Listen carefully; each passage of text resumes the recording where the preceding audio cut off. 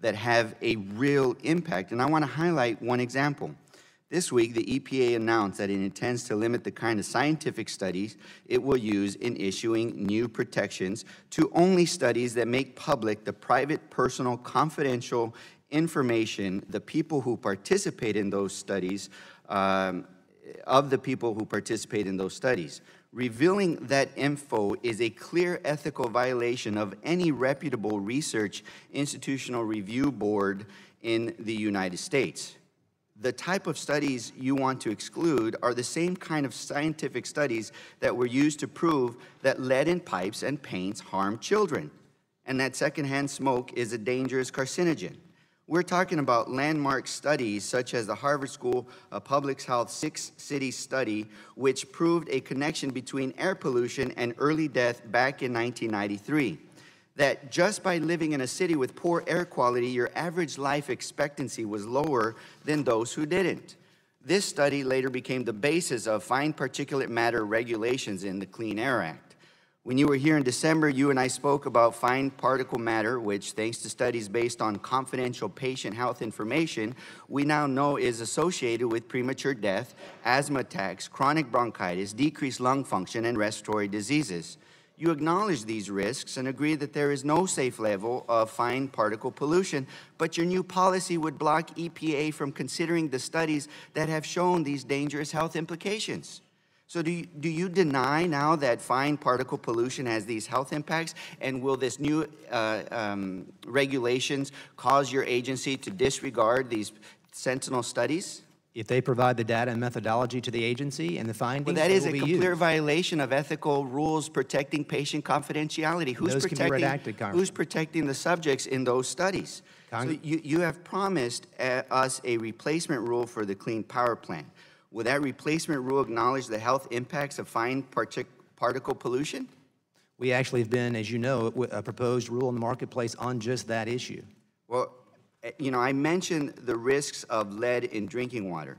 So with this new rule, those risks were shown by epidemiological studies that protected the patient confidentiality and all the other intricacies of confidential information. Now, your rule would lead to the idea that if it doesn't suit the manufacturer's intent, that now those studies could be disregarded. So do you believe that mesothelioma can or that asbestos causes mesothelioma? I do, but the confidential business information to which you refer, along with personal information, can be redacted. So that information. So you have been in office. You know, you have dismantled protections for the public's health, and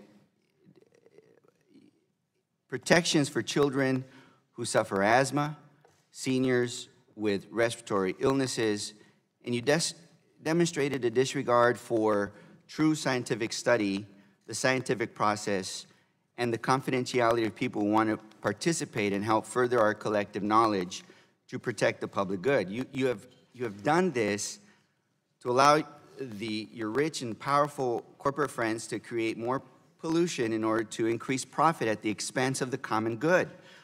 Again, of children with asthma and seniors with COPD. And I'm an emergency physician. I've participated in IRB boards. I know the importance of protecting the information in order to get more participants.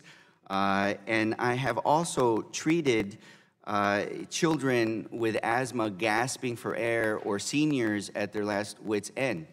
When you remove these protections to under the guise of a false transparency notion, then you are making life more difficult for everyday American families. And this is disgraceful, and the American people deserve better. Gentleman's time expired. Chair recognizes the gentleman from West Virginia for 5 minutes.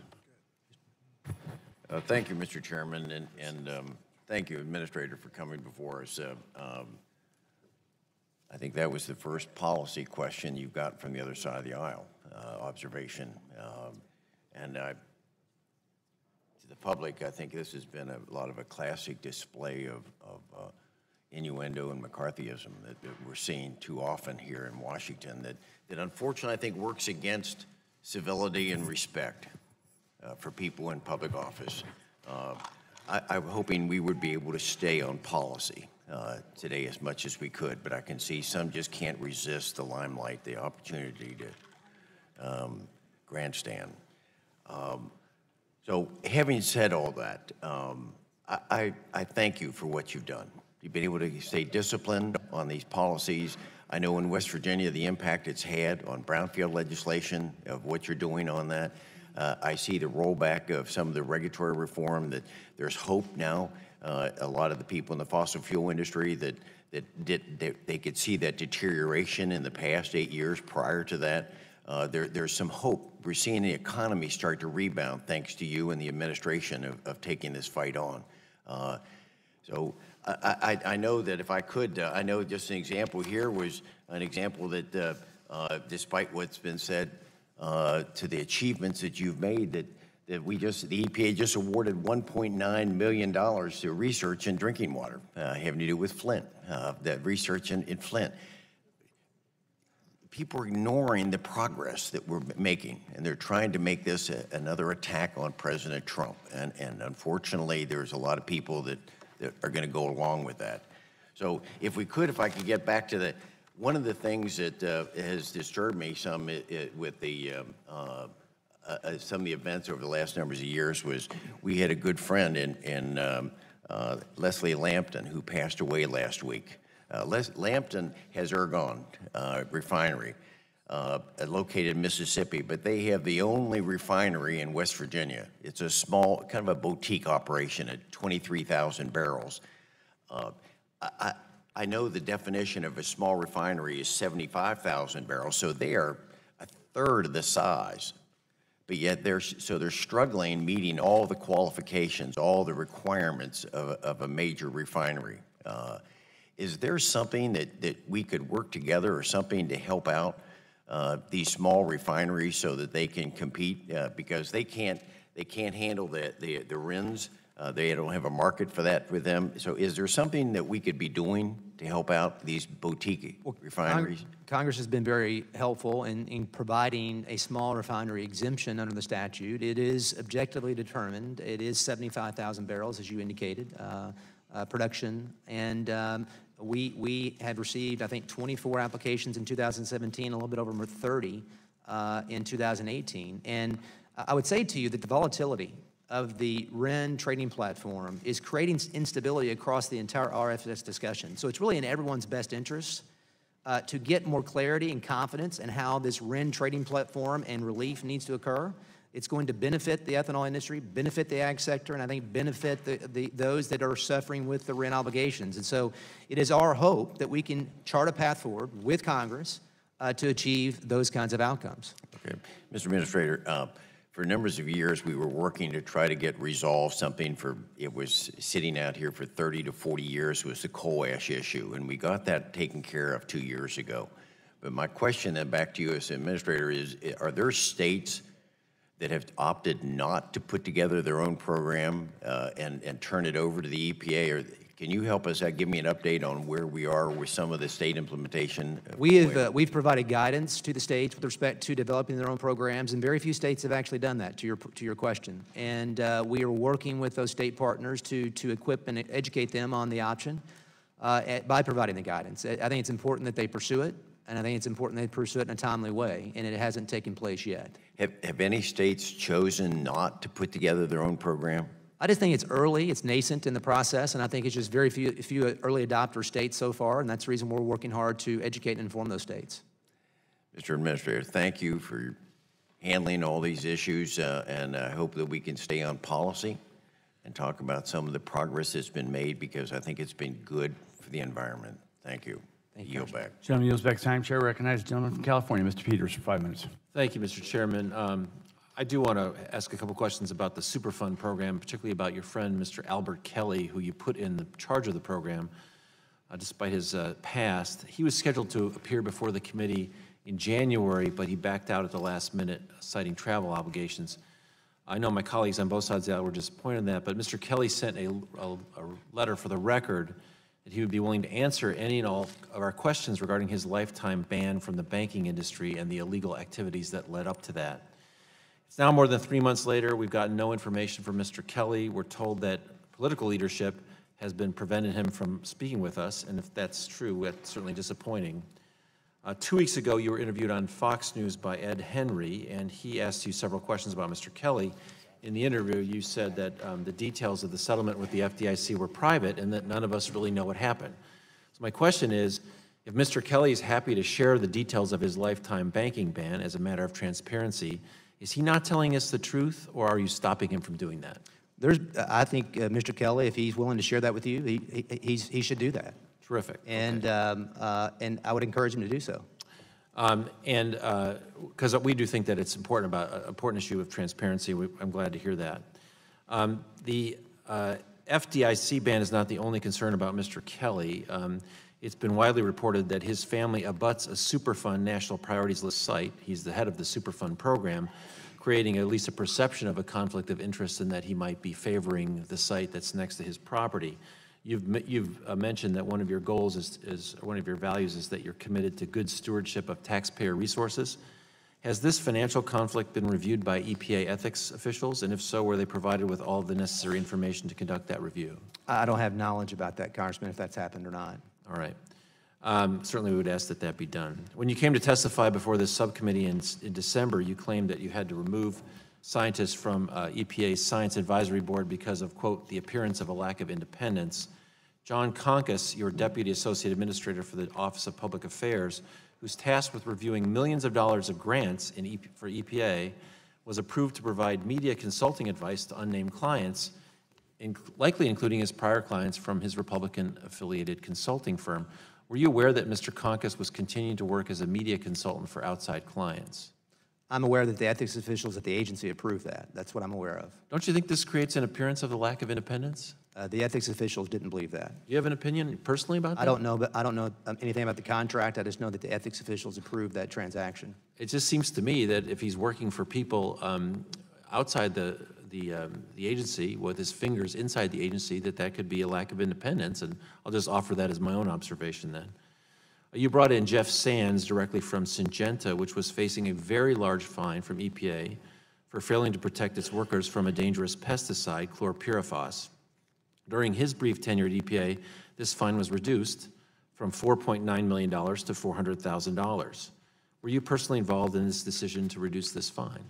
It's my understanding that Mr. Sands' involvement at the agency occurred after the decision in March of last year with respect to chlorpyrifos. Okay.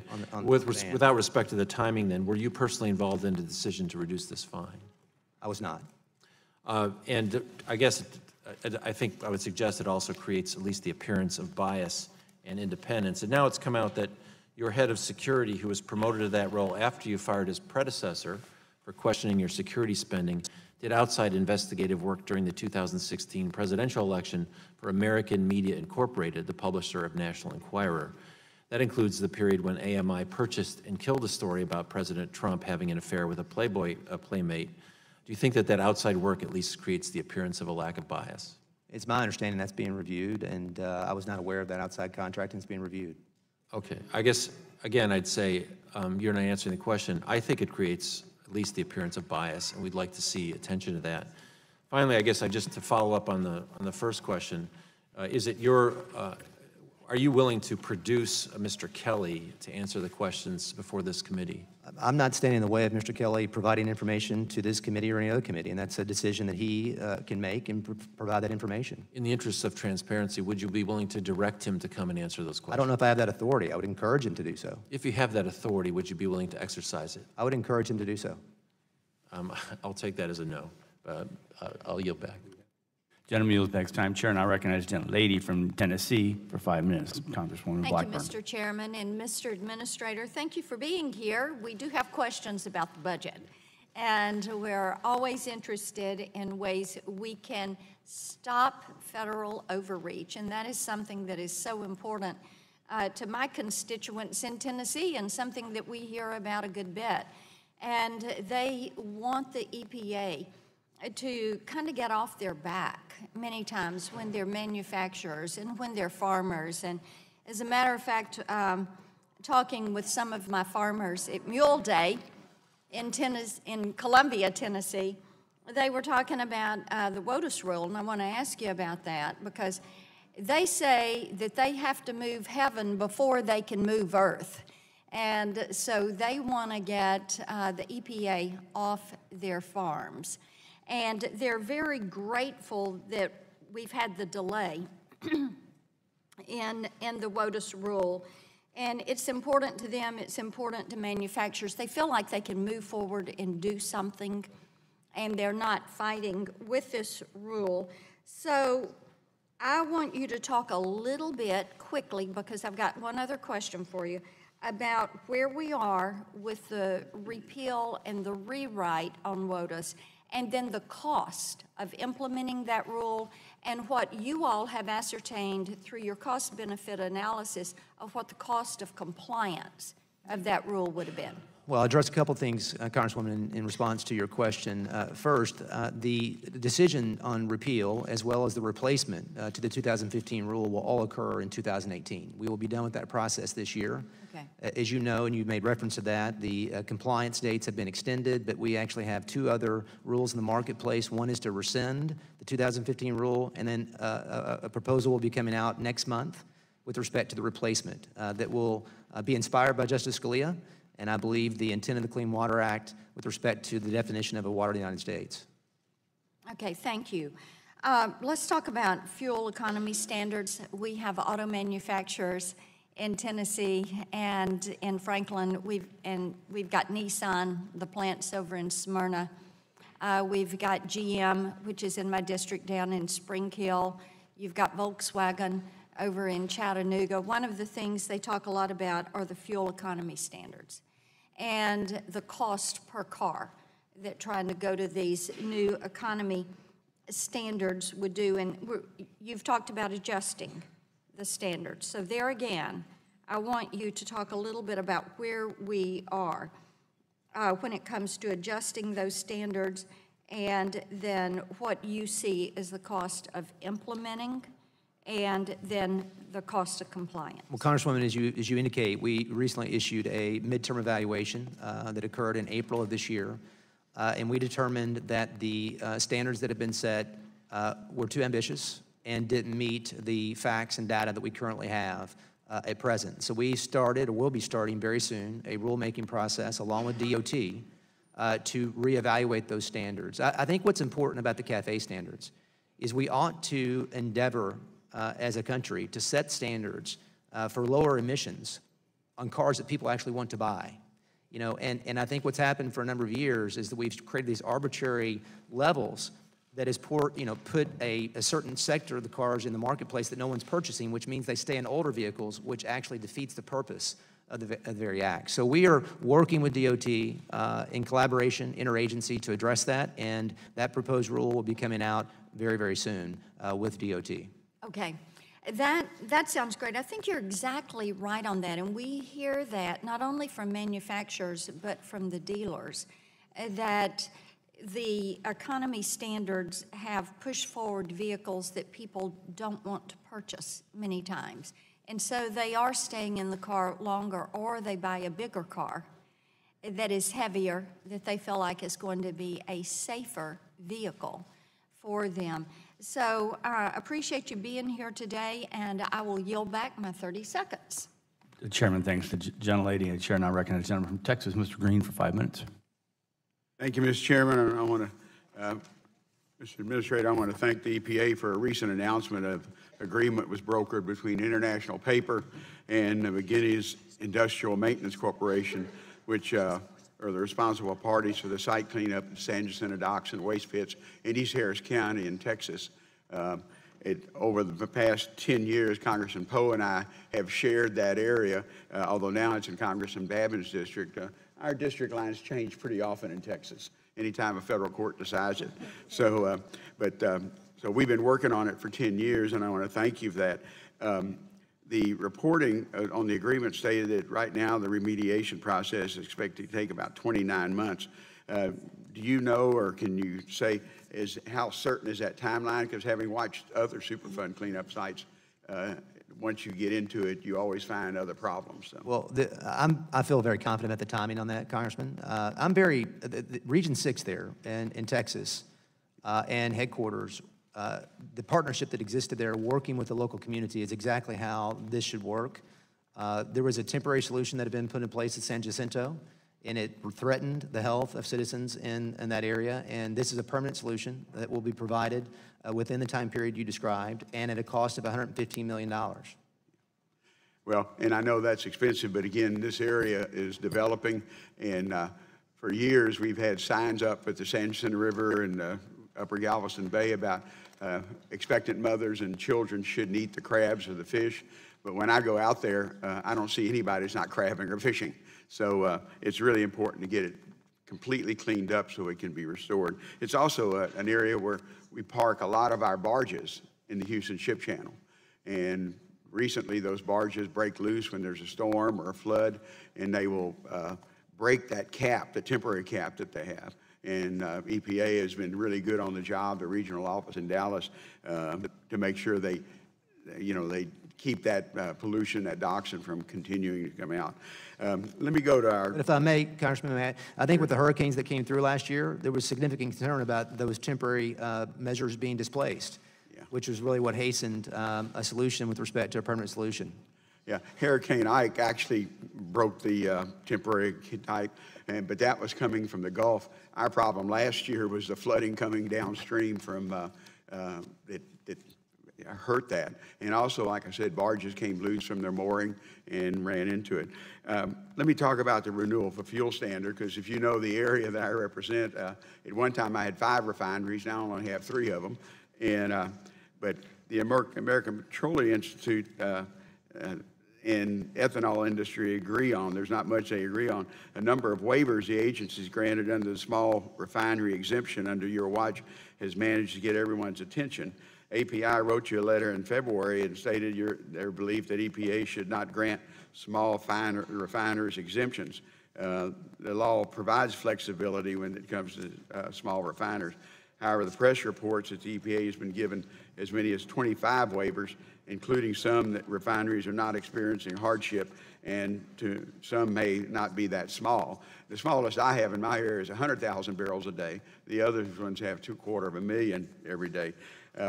There's lack of transparency in the small refinery waiver process, and we understand and respect confidential business information. But the EPA is a federal government agency, and secrecy is not something that I think the EPA ought to be worried about. It gives appearance of partiality and fairness. Do you know how many applications for waivers did the agency receive in 2016 and 17 compliance years for these waivers? Well, it runs about a year behind, Congressman. The applications we got in 17 relate to the 2016 obligations, and as I recall, there were somewhere in the mid-20s that we received. We received more than that this year for the 2017. But what's really driving this, in a lot of respects, I mentioned this earlier, is just the RIN prices, dropping to 40 cents, up to 85 cents, and the rest. And so you just see a lot of pressure on those small refineries, particularly because these escalating RIN prices and the instability in the market. Well, I've said it many times in this committee over the last 10 years, the chair and I have a difference from southern Illinois to East Houston on the RIN issue.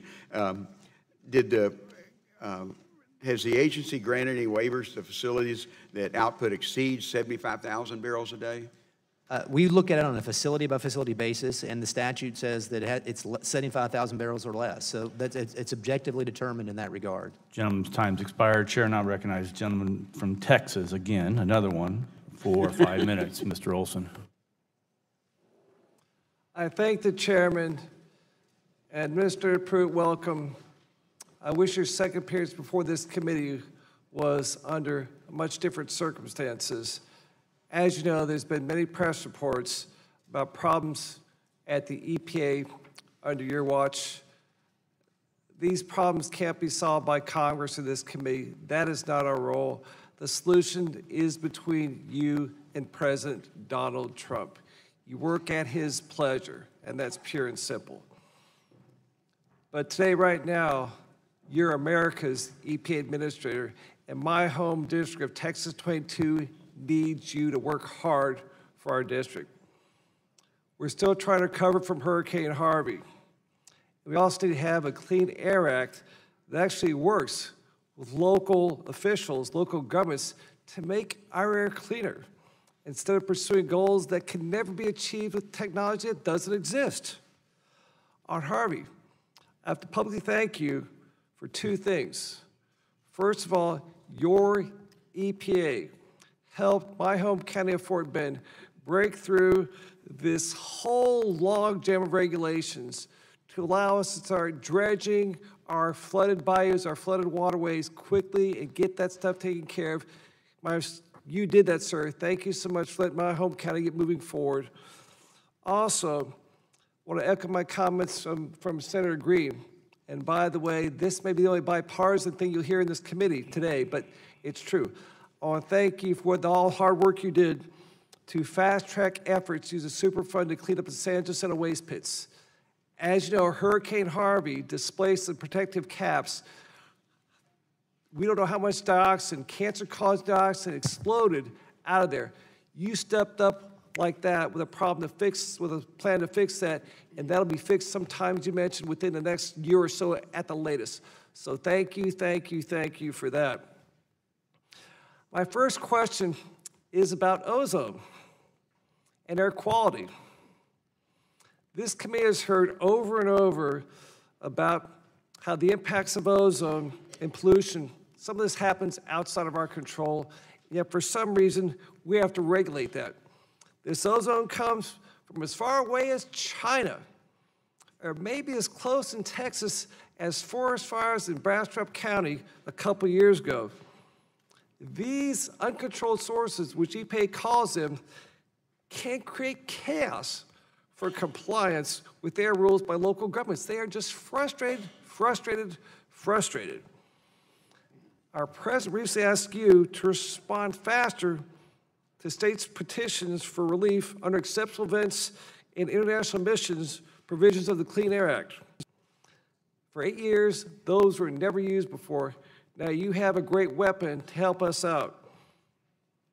How you comply with this new request from the president? You get us to make progress through efforts to make sure that actually exceptional events, international emissions are complied with and taken into account with Clean Air Act issues? Congressman, thanks for the question. It's a very important question. And I think with exceptional events, I think there's probably more latitude we have. But you mentioned something else that I think is extremely important, and that's the international transport, air transport of pollution and ozone. We have non-attainment areas all over this country that are being caused by what's occurring in Asia.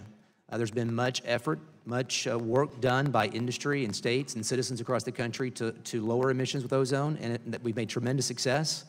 But some of the problems we have are caused by others, as you've indicated, particularly in the international arena. So we need to find answers there. It may be something we need to come back to Congress and ask for your assistance to address on that particular front. Exceptional events, I think, are a little bit different. I think it's more factually driven than the other issue. But nonetheless, it's a very important issue that we need to address. One final question, very briefly. We've heard over and over about burdens placed on states from regulation after regulation after regulation. Last administration would save the same life 3 times with 3 different laws, different regulations. That puts a huge bind just on local governments and local people trying to comply with the federal laws. Do you have the resources you need in the Office of Air and Radiation to issue guidance to make sure, working with states, that we count one life and make these things actually viable?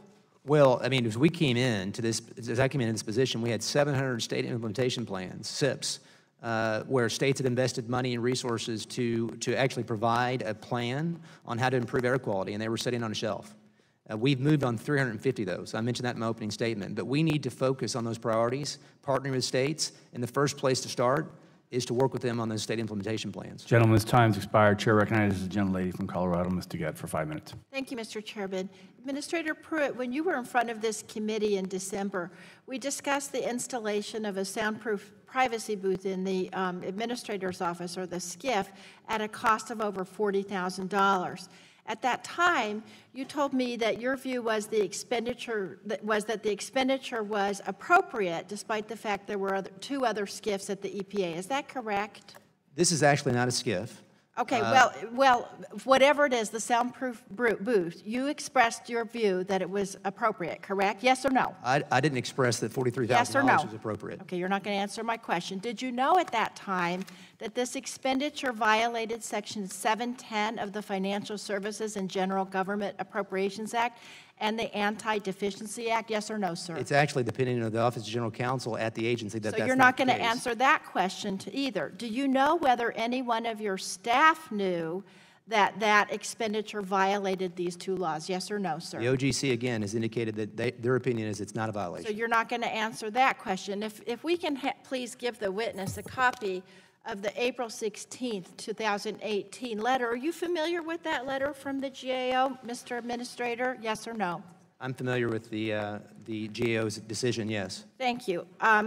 And in that decision, Generally, suspend for a minute. We'll go on time. Can we see a copy of that? certainly, I'd be happy to present witness, ask unanimous consent that it be placed in the record. After we look at it, we probably will. And while we're waiting, I think we're ready to accept that other letter that you asked to be submitted without objections to order. Generally, may continue. Thank you very much, Mr. Chairman. Now, the conclusion of this was that these two laws were violated. Is that correct? Their conclusion is that those statutory requirements were not followed by the agency. Yes. Now, did you know about that at the time? I did not. Did your staff know about that at the time? About what, Congresswoman? About these two laws that were supposed to be complied with before the expenditure happened. Yes or no? As I indicated, the Office of General Counsel, career individuals at the No, agency I'm sorry. You advise- can't filibuster, sir. Did you know, No, or did your I'm staff not know? filibustering, Congresswoman. I'm trying to answer your question. Okay. Well, let me ask you this.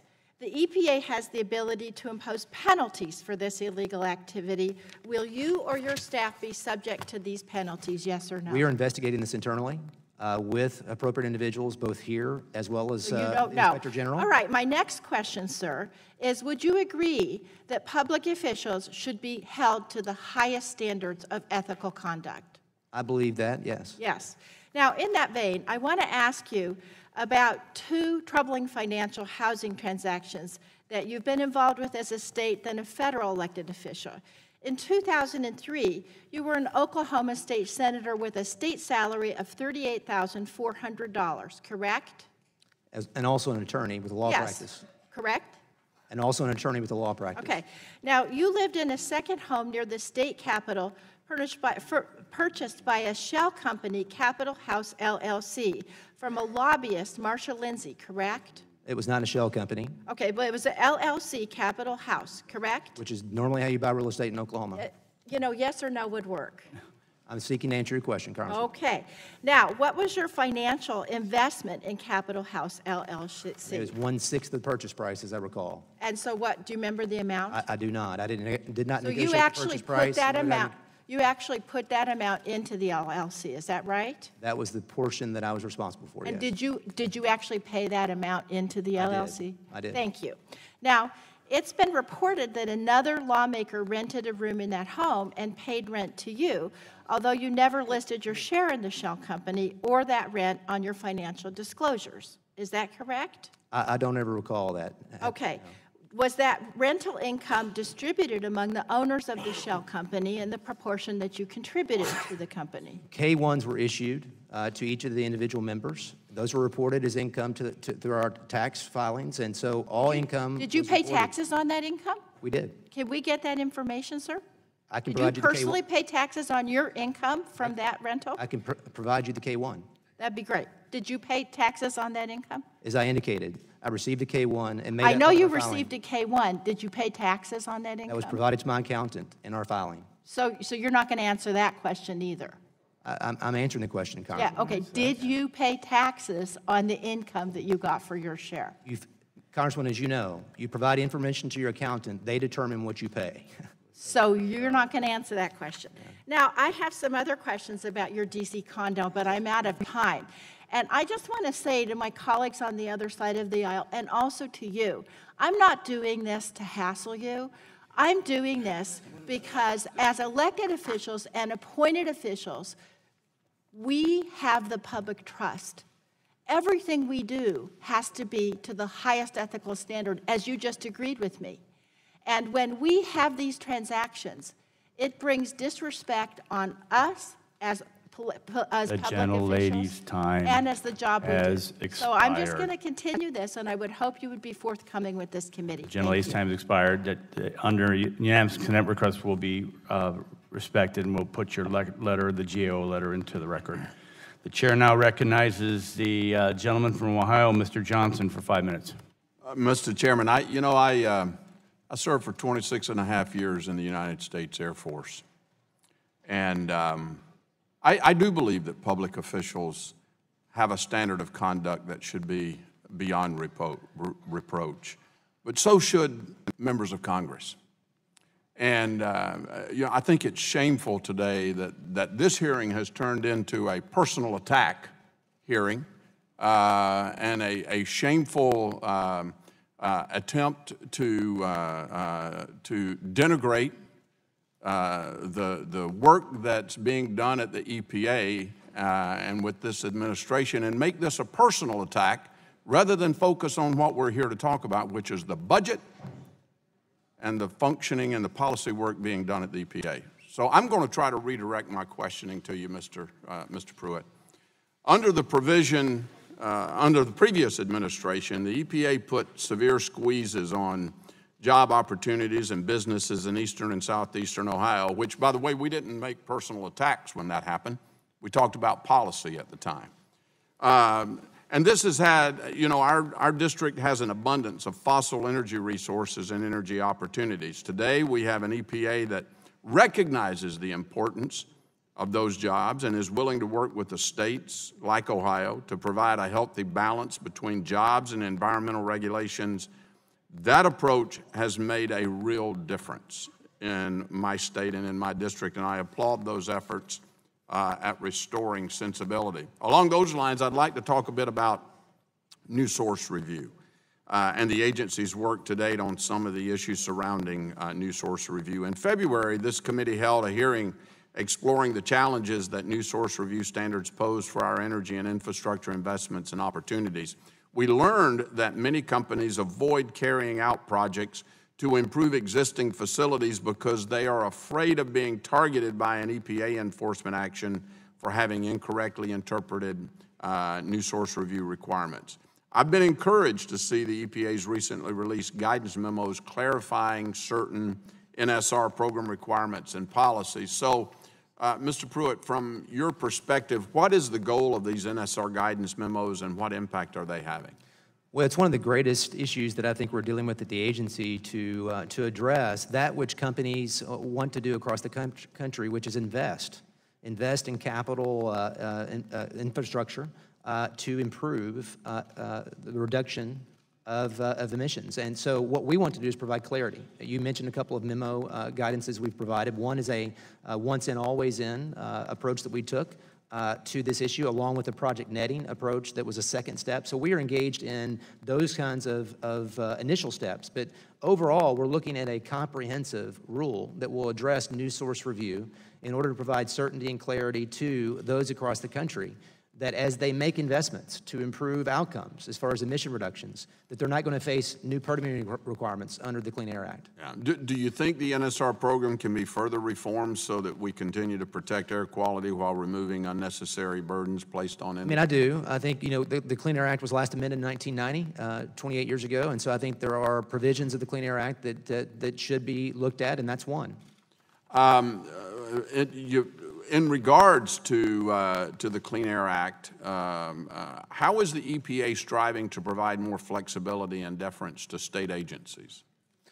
Well, as mentioned earlier, we're providing guidance on certain permitting programs, encouraging states to be active partners there. But one of the things that I think is most essential with respect to air quality is just the utilization of state improvement plans and us being responsive, responding to those departments of environmental quality, departments of natural resources, wherever the agency may be, to really work with them in close partnership to adopt those plans and approve those plans in a timely way. It really sends a bad message when states take those steps, invest, and then don't get a response from the agency for years, and air quality suffers as well. Well, I have some other questions, but I'm running out of time. Lastly, I know that EPA has expressed interest in finding a resolution to some of the concerns regarding EPA's current BRIC-MAC rule, which was issued in 2015. Will you commit to working with me and this committee and providing further information on this work and any potential possibilities? Compliance dates are right around the corner. And it's important to provide this industry with some common sense regulatory certainty. Yes, Congressman. Okay. Absolutely. Thank you. Thank you. Mr. Chairman, I yield back. Gentleman's time expired. Chair, I recognize the gentleman from California, Mr. McNerney, for 5 minutes. I thank the chairman. Administrator Pruitt, since becoming EPA administrator, your public calendar is filled with meetings with oil and gas companies, trade associations, and lobbyists, but not with environmental groups or public health groups. It seems that deep pockets are a prerequisite to getting a spot on your calendar. Mr. Pruitt, isn't it true that you and your affiliated political organizations received nearly $4 million in campaign contributions from fossil fuel interests? Congressman, I haven't looked at those numbers in some time, so I'm unsure. Well, I can assure you that it is, and that's an example of pay to play. On June 5th, 2017, you announced that the EPA halted implementation of the methane rule. This was an attempt to retroactively delay the rule's requirements on oil and gas industry for 90 days. A few weeks prior to that, on May 24th, 2017, you spoke to the American Exploration and Production Council. Mr. Pruitt, was your June 5th actions made in response to a request by the American Exploration and Production Council or any of its individual members? Methane is something we take very seriously and will regulate. In fact, we've got proposals that we are considering now to regulate methane going forward as part of the VOC approach. And so methane is... So you're not answering my question. You had a meeting... The actions that were taken then were unrelated to any meetings or events. It was actions to provide certainty to those in the marketplace with respect to how we were going to approach ask this methane. because Concho Resources, an oil and gas exploration and production company, is a member of the American Exploration and Production Council. Concho Resources also happens to be represented by the Washington, D.C. lobbying firm Williams & Jensen. You made these decisions on the methane rule that would directly benefit Williams & Jensen's client while living in a Capitol Hill condo owned by the wife of a then Williams & Jennings lobbyist with a rent of $50 a night. I wonder what the owners got or tried to get in return for their generosity. This is another example of pay to play. Arbitrarily delaying a rule is illegal, and the D.C. Circuit Court found your actions to be in excess of statutory authority. Mr. Chairman, I have a statement from the American Association for the Advancement of Science on the EPA administrator's plan to disallow the use of scientific evidence in decision-making. I'd like to submit this for the record. If the gentleman would pass it over to the chair so I can look at it. Mr. Administrator, do you have confidence in the AAAS and the Union of Concerned Scientists in deciding what would be best practices and for transparency and good science? I'm sure their opinion is credible. Well, thank you. Then how can you justify the proposed rule disallowing science that was supported by these agencies? Well, the actions that we take at the agency are different than their responsibilities. We actually issue rules of general applicability that apply to people all over the country, and we need to ensure that the science that we use that underpins those rules actually science show which disagrees with professional scientists and conclusions that are practicing professional scientists. Mr. Pruitt, by reducing the CAFE standards, you will both allow more pollution on American streets and make U.S. cars less competitive with overseas manufacturers. Yes or no, did the $4 million that you received from the oil and gas industry influence your decision? The decision we made on midterm evaluation was a decision based upon the record. Administrator Pruitt, I find it very disturbing that you appear to personally benefit from many of your decisions and actions that will ultimately harm the people of this country, especially people who have little or no ability to defend themselves. Mr. Chairman, I yield back. Gentleman yields back his time. Chair recognizes the gentleman from Texas, Mr. Flores. We got a lot of Texans here for 5 minutes. That's right. Administrator Pruitt, thank you for joining us today. Let me start by echoing Chairman Shimka's comments regarding the renewable fuel standard. while I'm pleased that the agency is beginning to look at its authorities after 2022, I'd like to respectfully remind the EPA that its administrative actions prior to that time are limited by statute.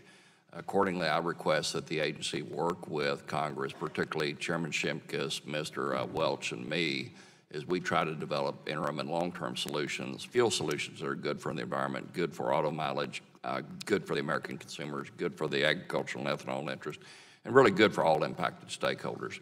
A few minutes ago, Mr. Ruiz was trying to defend the EPA's practice under the prior administration of using hidden science to develop policy solutions, and you weren't given a chance to regard your efforts to open that process up and become more transparent with scientific studies. Can you spend about 30 seconds describing what you're trying to do to make science inside the EPA more transparent, especially because it's paid for by the American taxpayer? It seems to me that it's common sense that as we do rulemaking at the agency, when we base it upon a record, scientific conclusions, that we should be able to see the data and methodology that actually cause those conclusions. Right. That just makes common sense to me. That's the only change we're making. And it seems so any third-party study, we're agnostic about who actually adopts the study. We're just simply saying to all third-party science, they need to have methodology, data, and findings packaged together so that we can make informed decision about the efficacy of their scientific findings. Okay, so I think you and I both agree that the American people deserve to see that science. It shouldn't be hidden as it was hidden in the prior administration. So thank you for your efforts to make that science more transparent. Now to my questions. As the American people are well aware, under the EPA under the Obama administration abused the environmental regulatory process by ignoring congressional statutes and by circumventing the U.S. Constitution. Fortunately, the federal court system stepped in to protect American families from this abuse of the rule of law. In this regard, I have the following questions. One, I'll go through the questions first, and y'all can respond supplementally if you'd like to. Can you provide this committee with a list of those overreaching and overturned regulations that were overturned by the court systems? Can you provide this committee with the economic cost of those overturned regulations? And can you also inform the committee about EPA's actions, if any, to modify those regulations, those overreaching regulations to conform with the rule of law? Yes, on all fronts. Okay, and I'd ask you to do it supplementally in the interest of time. Thank you, Mr. Chairman. I yield back the balance of my time. Gentleman yields back his time. The chair now recognizes the gentlelady from Michigan, Ms. Dingell, for 5 minutes. Thank you, Mr. Chairman. Administrator Pruitt, yesterday I sent you a letter on EPA's January 25th, 2018 guidance to reverse the long-standing once-in, always-in policy for major sources of hazardous air pollutants. This document rolls back one of the bedrock safeguards to limit toxic air pollution from factories and industrial operations.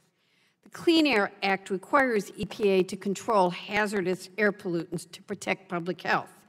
These pollutants are the worst of the worst, and they include many that cause cancer in children, like mercury, arsenic, and lead.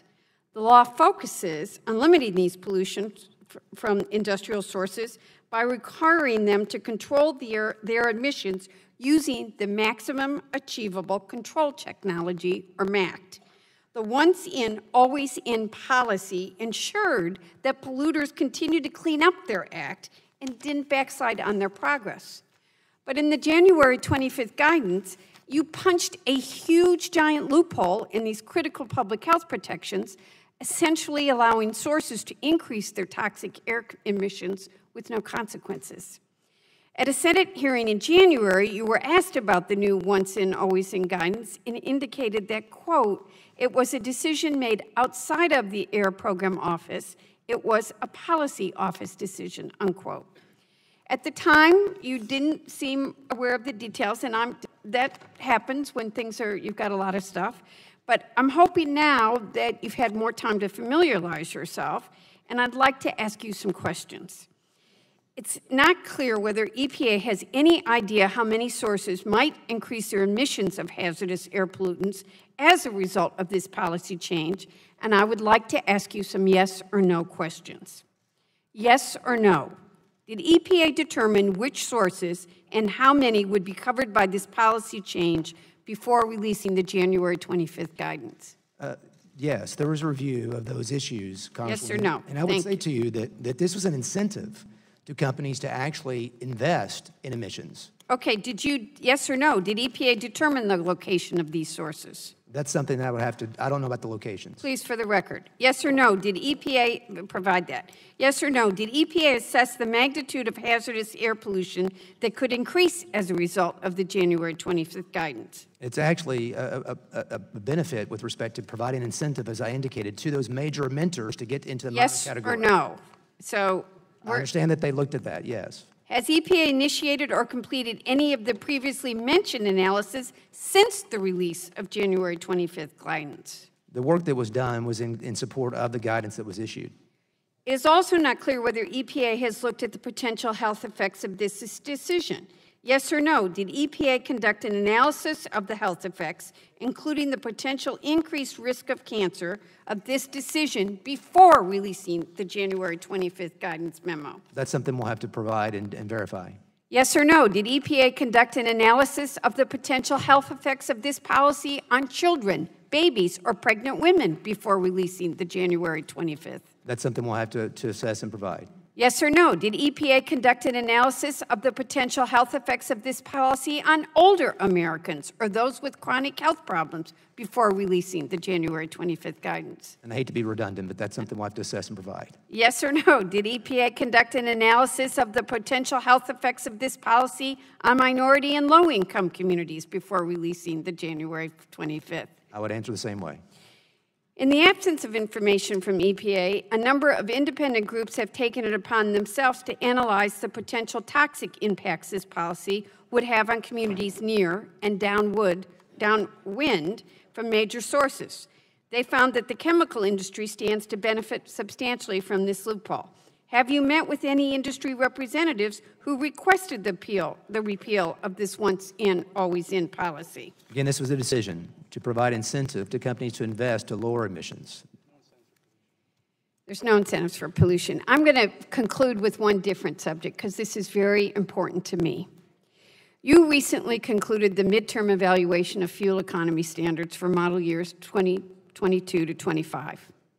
It is my deep belief that the auto companies, their workers, and the consumer have benefited from having one national program for fuel economy, and that it's critical to preserve that moving forward. The importance of these standards, besides saving energy, reducing emissions, is the certainty that businesses need. I'm deeply worried about reports that California doesn't matter to you. Gentlelady's time is expiring.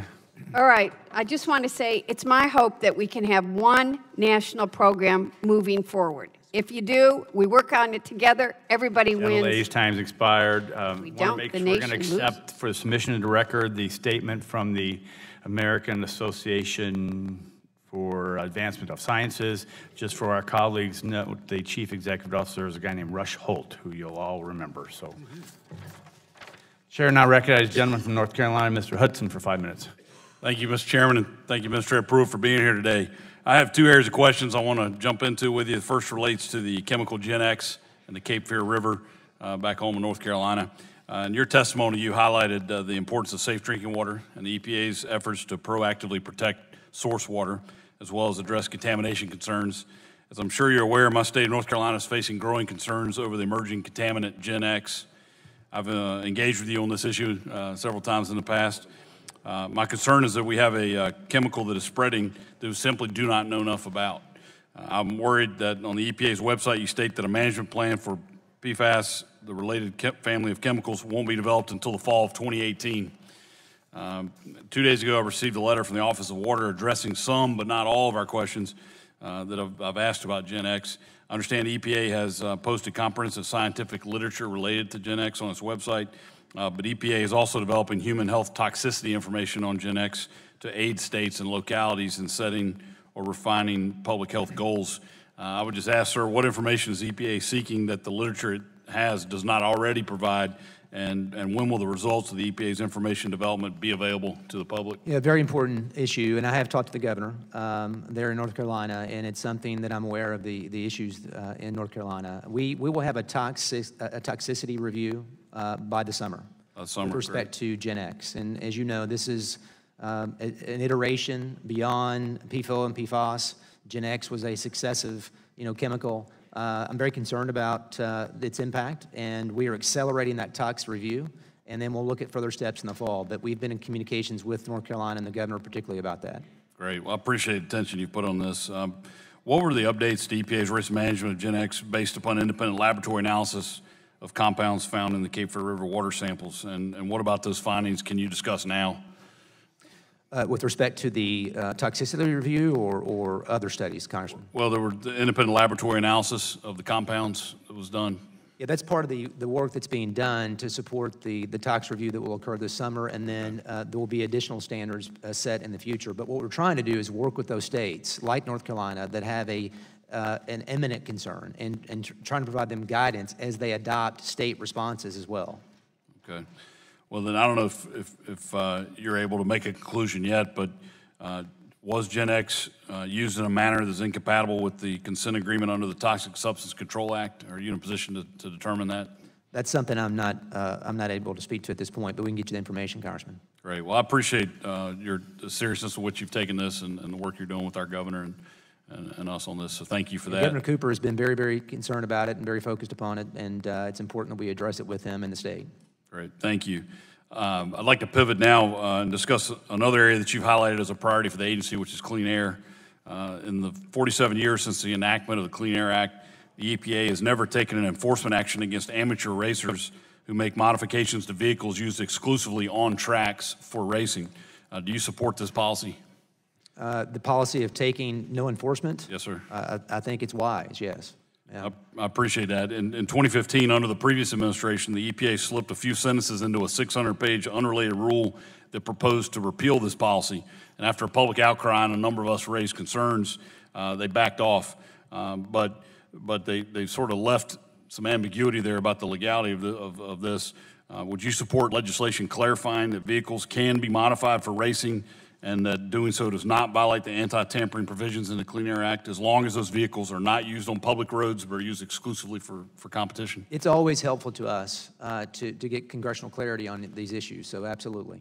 Right. Well, I appreciate that. I appreciate the time you've given us here today, and thank you for your focus on clean air and clean water goals we all share. Thank you. Thank you. With that, Mr. Chairman, I'll yield back. Gentleman yields back his time. Chair now recognizes the gentlelady from California, Ms. Matsui, for 5 minutes. Thank you, Mr. Chairman. Administrator Pruitt, it's widely reported at this point that most of your patrons and supporters are from the oil, gas, and coal industries. The regulations you've withdrawn, delayed, or weakened, rules on coal ash disposal, water pollution from coal-fired utilities, methane gas emissions from oil and gas operations, air pollution from glider trucks, formaldehyde emission standards, all translate into additional profits for those industries, but negatively impact public health. So it doesn't come much as a surprise that you've determined in the midterm evaluation that the stronger vehicle fuel efficiency standards are too stringent. I strongly disagree with this determination. There's a very robust record to support the need for stronger standards and the availability of technology to achieve them, highlighted by the 1,200-page technical assessment report issued by the EPA. Administrator Pruitt, you have stated many times that you intended to operate at the EPA on the basis of cooperative federalism and the rule of law. But when it comes to California and vehicle emission standards, all of a sudden neither of these concepts seem to apply. You made it clear that you do not favor California's waiver under which the state sets greenhouse gas emission standards for vehicles. And you stated that California should not have, quote, an outsized influence on vehicle standards. But this position is inconsistent with your preference for states' rights, and more importantly, it is inconsistent with the law. California's special status with respect to vehicle emission regulation has been enshrined in federal law for over 50 years. Section 209B of the Clean Air Act states, the administrator shall, not may, shall grant a waiver to any state if the state, not the agency, determines the state standards will be at least as protective of public health and welfare as the federal standards. The auto manufacturers have repeatedly said that they do not want the protracted legal fight that would inevitably occur if EPA moved to revoke California's waiver. but many of your public statements allude to the agency moving in that direction. So I would ask you, does the agency intend to initiate proceedings to revoke California's waiver? Yes or no? Not at present. In fact, we work very closely with California officials on that issue. I've sent EPA representatives to California to meet with CARB and Ms. Nichols. It's important that we work together to achieve, as was indicated earlier, a national standard. Okay, so it's really not a yes or no. It's Congresswoman, we were working very diligently and diplomatically with California to find answers on this issue. Okay. Well, I believe your answer should be a no, because you've said you want a national program, and you won't get this without California's agreement. The law requires you to set standards that protect public health and welfare. California Standards does just that. California agreed to a national program and enter into an agreement to accomplish that goal. If you challenge the waiver or significantly weaken the standards, you're not following the rule of law. If you are in fact doing what you're appointed to do, what you said you were going to do, you must uphold the law and set protective standards. So far, you've demonstrated little intention to do that. That is why the entire country needs California's waiver to ensure that public health and the environment are protected, even in the face of an administrator who cares maybe more about repaying special interests than about safeguarding the public's interests. Now, Administrator Pruitt, I believe to a question that you answered from Ms. Blackburn. Earlier you said the EPA has data supporting your decision to revise emission standards for light-duty vehicles. Will you commit to providing that data to both sides of the committee by the end of the day? And that's a yes or no. We actually have two responsibilities under this process. One is a midterm evaluation and then proposed rulemaking that will occur. And so we will provide the data to you Will you at the end of the day? Gave rise to the midterm evaluation. Will you provide us at the end of the day, the data you have? I'll instruct our team to get that together and get that to you as soon as possible. End of the day, yes. I'll instruct my team to gather that and get that to you as soon as possible. As soon as possible, hopefully within a week then? Yes. Well, we'll get it to you as soon as possible, Congresswoman. Okay, I'll hold you to that, It's my intent to do so, yes. I'll hold you to that, okay. Thank you, and I yield back. Thank you. Generally yields back time. Chair now recognizes the gentleman from North Dakota, Mr. Kramer, for 5 minutes. Thank you, Mr. Chairman. Thank you, Mr. Administrator, for lots of things. First of all, for being here. And once again, I never cease to be impressed with the incredible depth of knowledge you have on the details of so many things. It seems to me, however, the more details you know, the more some people demand, and they expect you to know everything. And I have to say, in my years, both on this committee and previous committees, I've never had a cabinet official that knew as much about the policies that your agency is implementing as you have with yours. So thank you for that.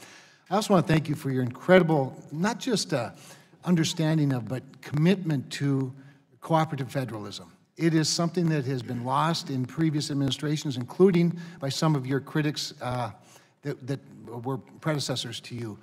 And the restoration of it is no small matter. And I want you to know on behalf of the people of North Dakota how very much we appreciate your approval of our state's application for primacy over Class 6 wells, which is our CO2 wells. So I think it's a clear demonstration of the policy. I'm also, I have to say, I'm somewhat struck by some of the accusations that have come at you today. For example, you were accused of picking winners and losers with your policies.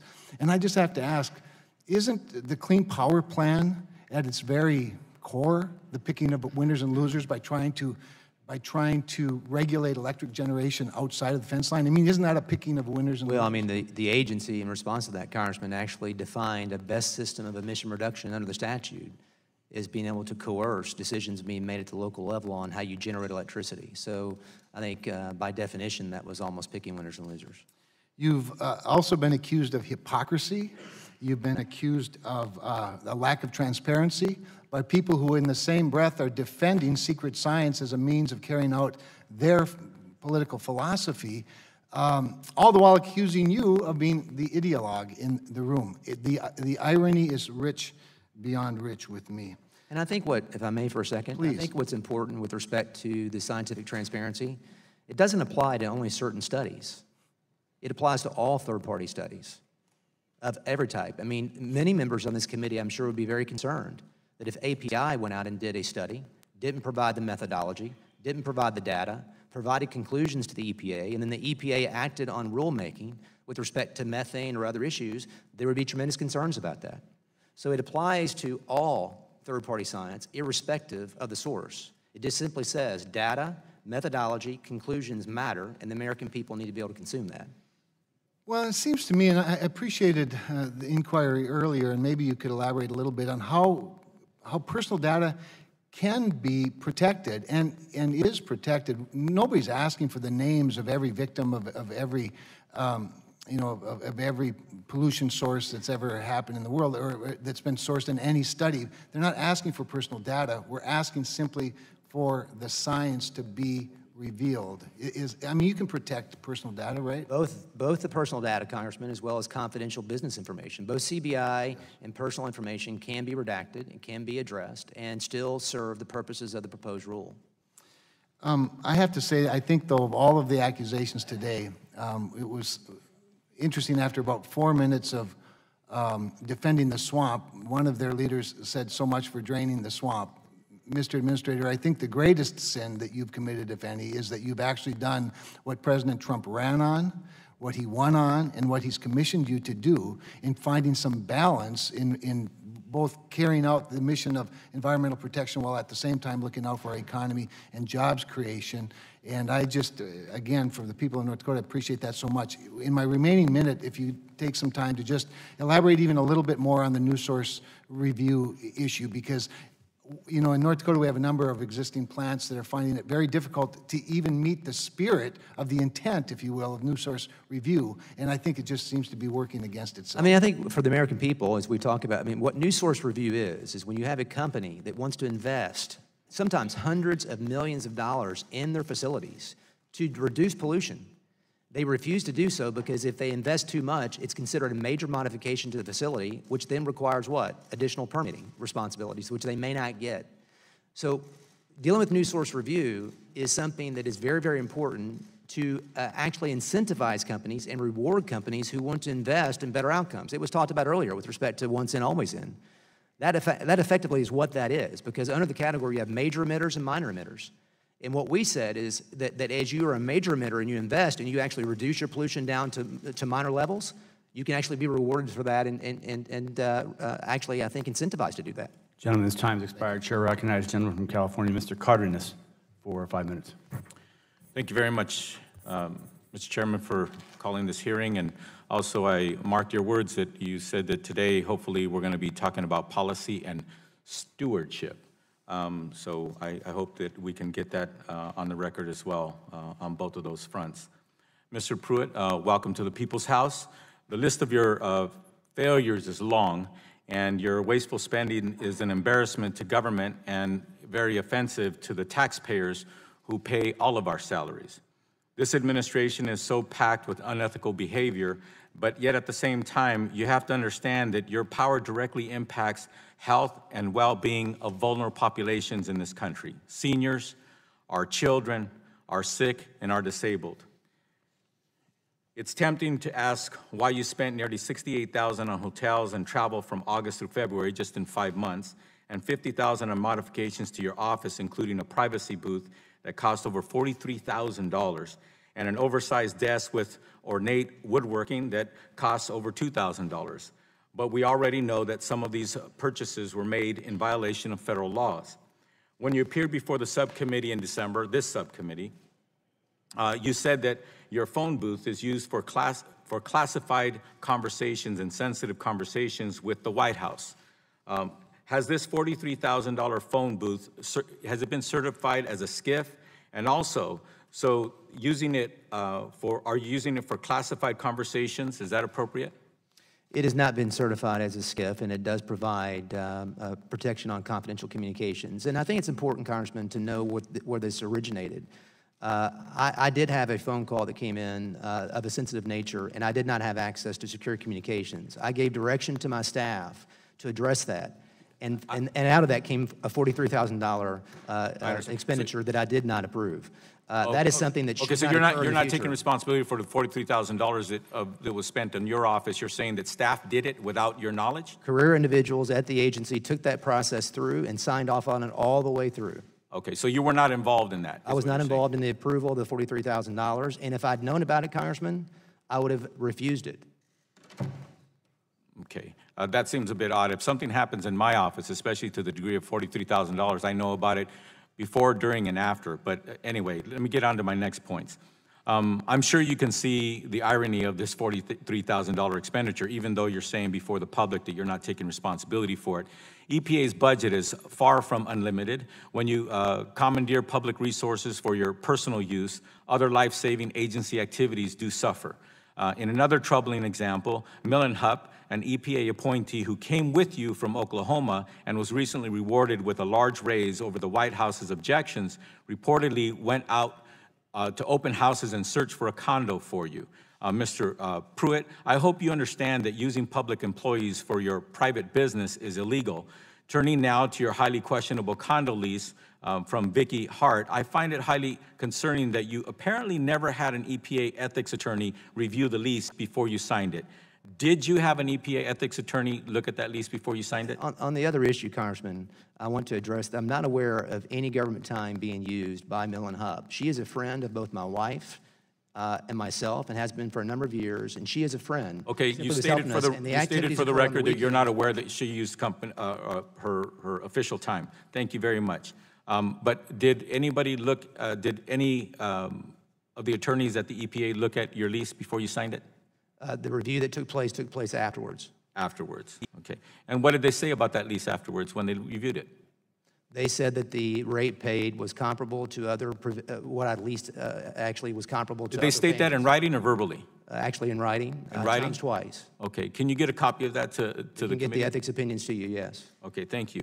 It was also recently reported that Attorney General of Oklahoma, as Attorney General of Oklahoma, you reassigned an investigative staff of the office to be your personal driver and security team. Are those reports accurate? I'm not aware of what you're referring to, Congressman. Okay. All right. So my next question. In an apparent attempt to rebut reports, your agency published data in February claiming a large increase in penalties against polluters, but that data included the penalties assessed by the Obama administration. In fact, 90% of those numbers that you reported were actually assessed by the previous administration.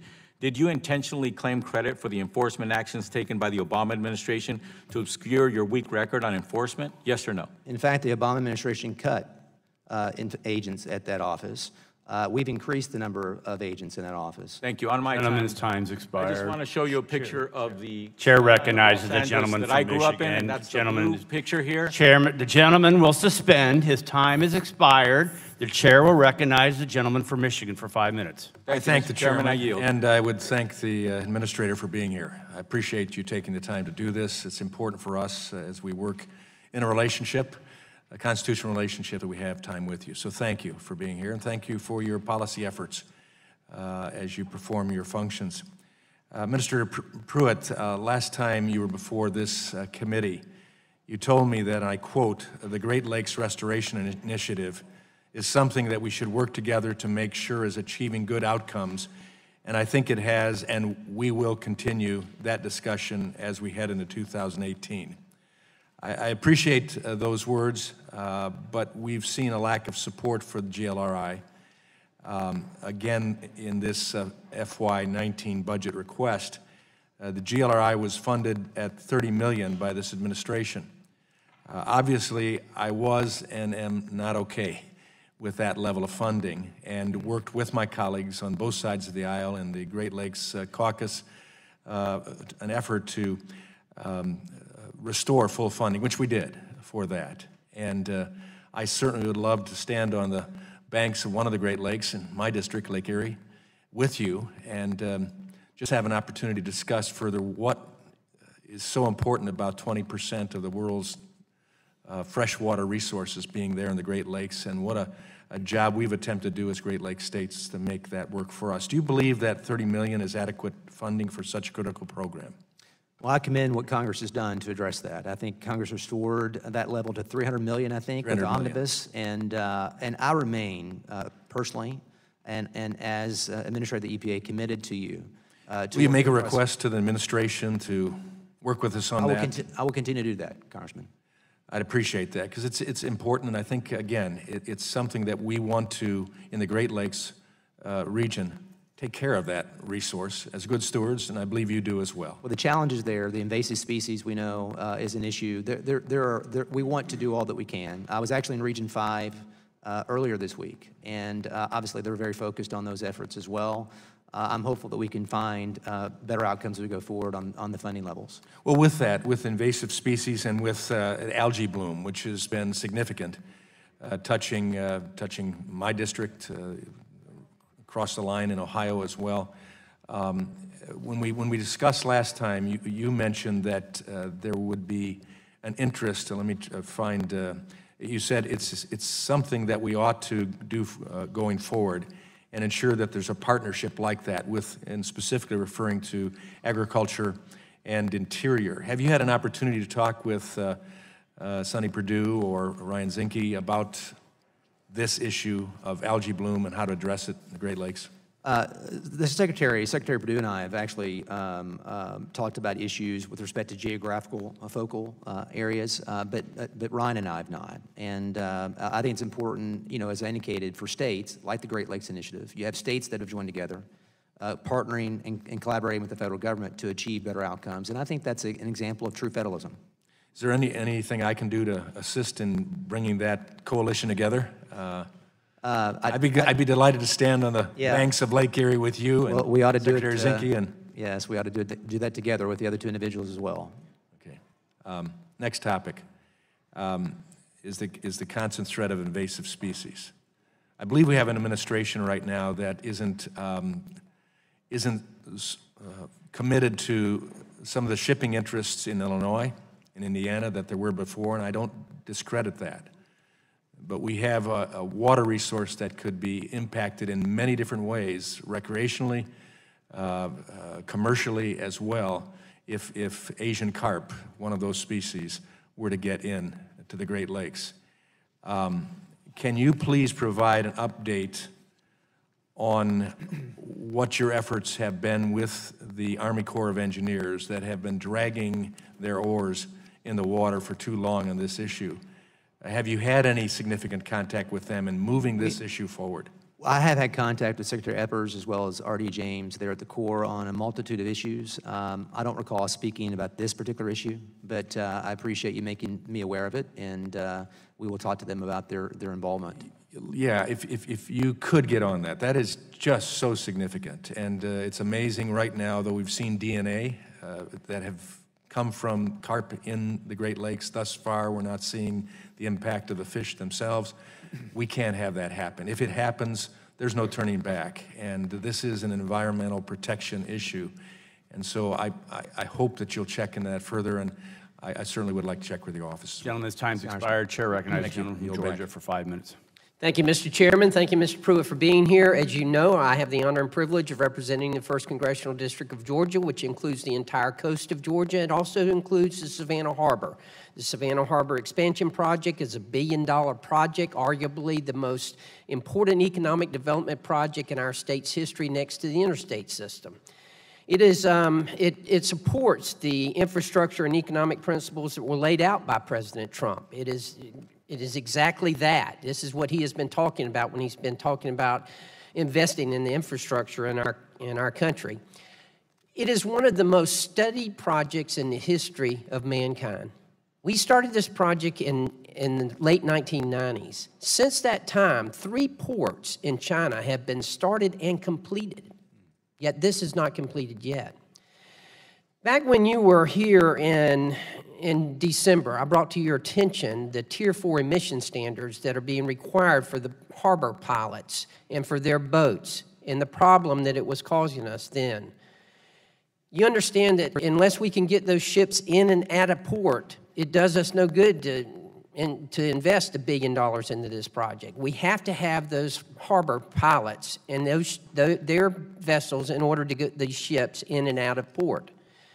Now, the Tier 4 emission standards, I spoke to you in December about those. This was after months of my staff and your staff going back and forth to discuss this. Since that time, almost 5 months ago, I've had the harbor pilots come up to Washington at their own expense and their own time to meet with your staff. Your staff was completely unprepared. It was a complete waste of time for the harbor pilots to be here. You gave me a commitment back in December that you would look into this. I need to know where we're at with this. This is extremely important for us. Can you give me an idea of where we're at with this? First, Congressman, my apologies to you and your constituents if we weren't responsive, and that's the first I've heard of that, and I will check on that very issue. My apologies there.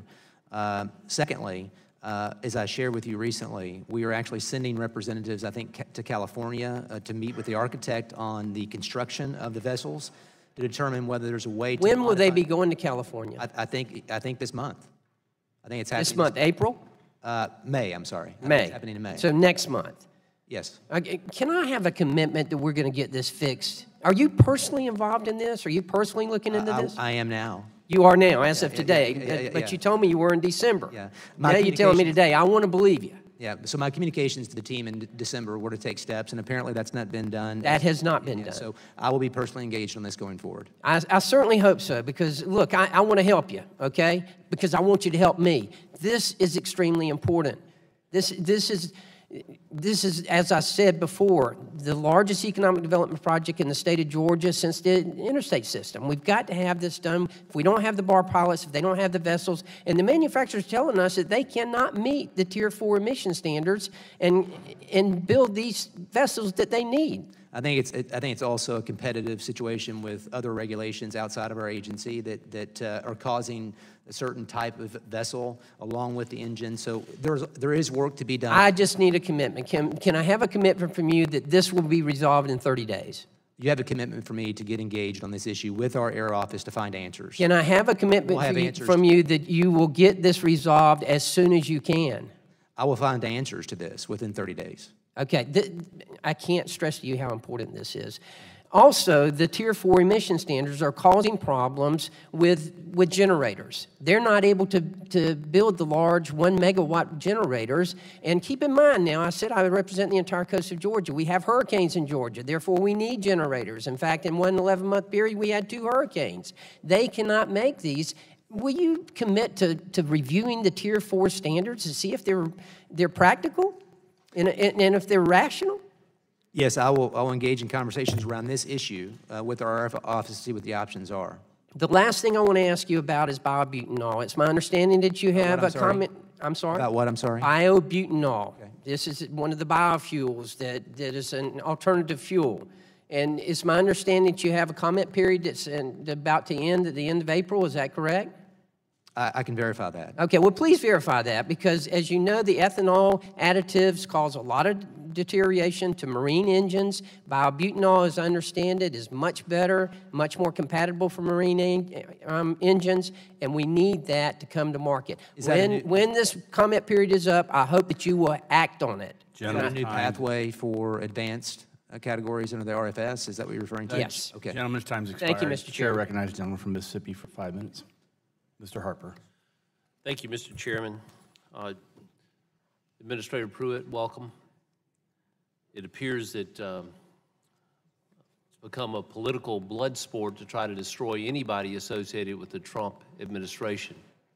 And I want to say thank you for what your agency's done and the attention that they've given to the new source performance standards for residential wood heaters. That was very helpful to some employers that were in real danger of not being able to meet a particular deadline. I appreciate the work that your agency's done on that. And I also want to ask you a few questions, and I need to ask you about a series of media reports that I found particularly concerning. According to these reports, at least 5 EPA officials have been reassigned, demoted, or requested to switch jobs because they raised concerns about your spending and management of the agencies. You've already testified this morning that these actions were based on other reasons, but even the implication of retaliation can have an impact on the morale of EPA employees. Will you explain these allegations and tell us what steps EPA takes to investigate allegations brought forward by EPA employees? First, there's no truth to the assertion that decisions have been made about reassignment or otherwise as far as employment status based upon the things that you reference. I'm not aware of that ever happening, and it's something I want to make very, very clear. The individuals, I don't know to whom you reference across the board, but the folks that I am aware of, two of those individuals are SES individuals that are serving in other capacities. They are actually still employees of the agency. So I think that's important to note, but I just want to emphasize very, very clearly to you that there's no actions that we have taken that I'm aware of related in any way to the issues you raise as far as reassignment or employment action based upon that. Can you assure me and the employees of the EPA that all whistleblower complaints are taken seriously at EPA and that you'll make your best efforts to ensure that whistleblowers are protected from any kind of retaliation? Absolutely, and I think that's how we get better. I think that's how we improve outcomes and processes, and this is not one of those situations, Congressman, in this situation, but absolutely, prospectively, that is something I can commit to you and will commit to you. You know, I've had some of my constituents raise an issue regarding oil spill response training. And I'm told that the funding for certain training courses for federal and local responders involved in inland oil spill prevention and cleanup have been eliminated, and that the EPA environmental response team is no longer able to consistently make these courses available. With an increase in oil production across the country, there remains a need for oil spill response training for local, state, and federal responders. Would you be willing to commit to looking into whether funding can and will be made available for what we believe is very important training? Yes, Congressman, I agree with that.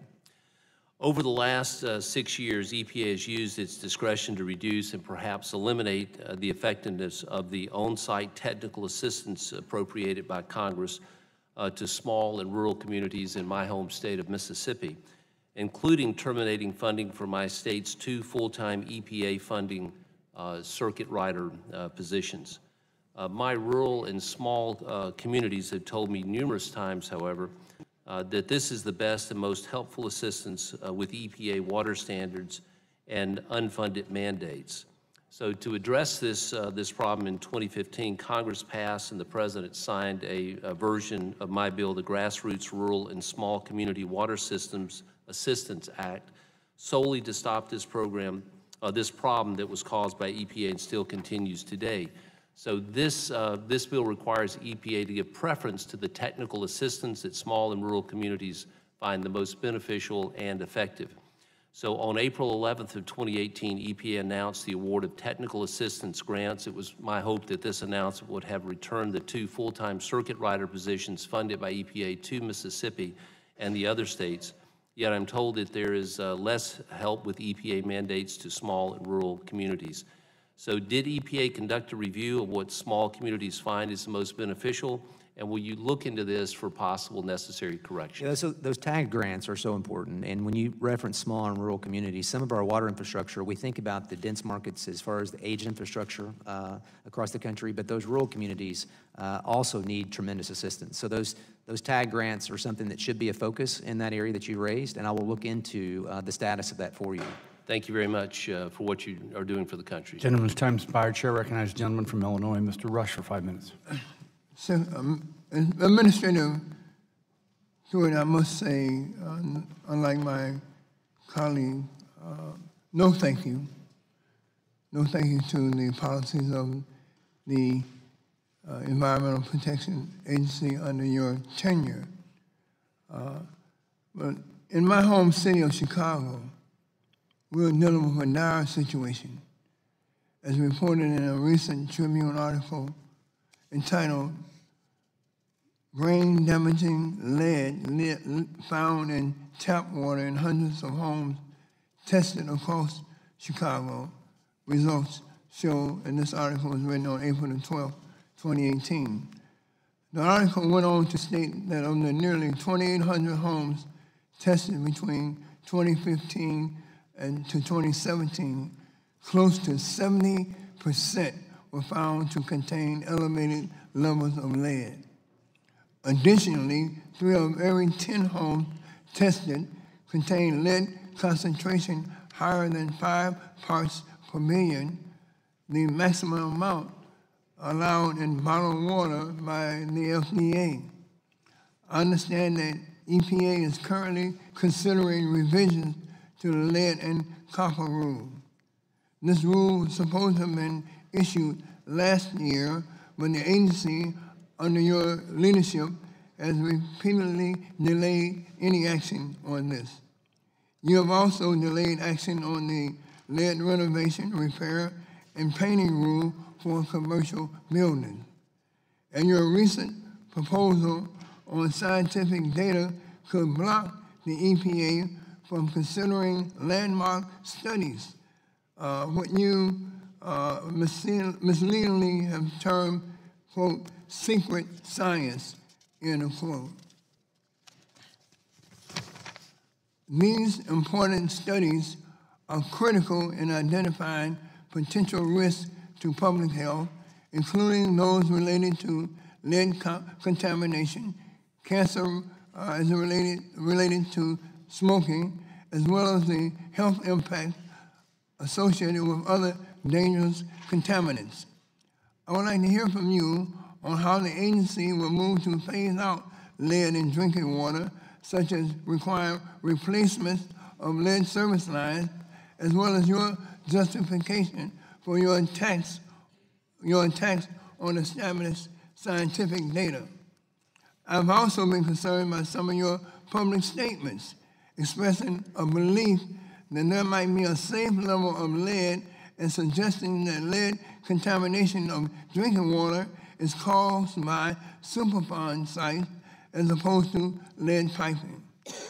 Mr. Administrator, as you well know, even your own agency has declared that there are no safe levels of lead for consumption. According to the Center for Disease Control and Prevention, even consuming tiny amounts of lead can permanently damage the developing brains of children and contribute to kidney failure, heart disease, and other severe health problems.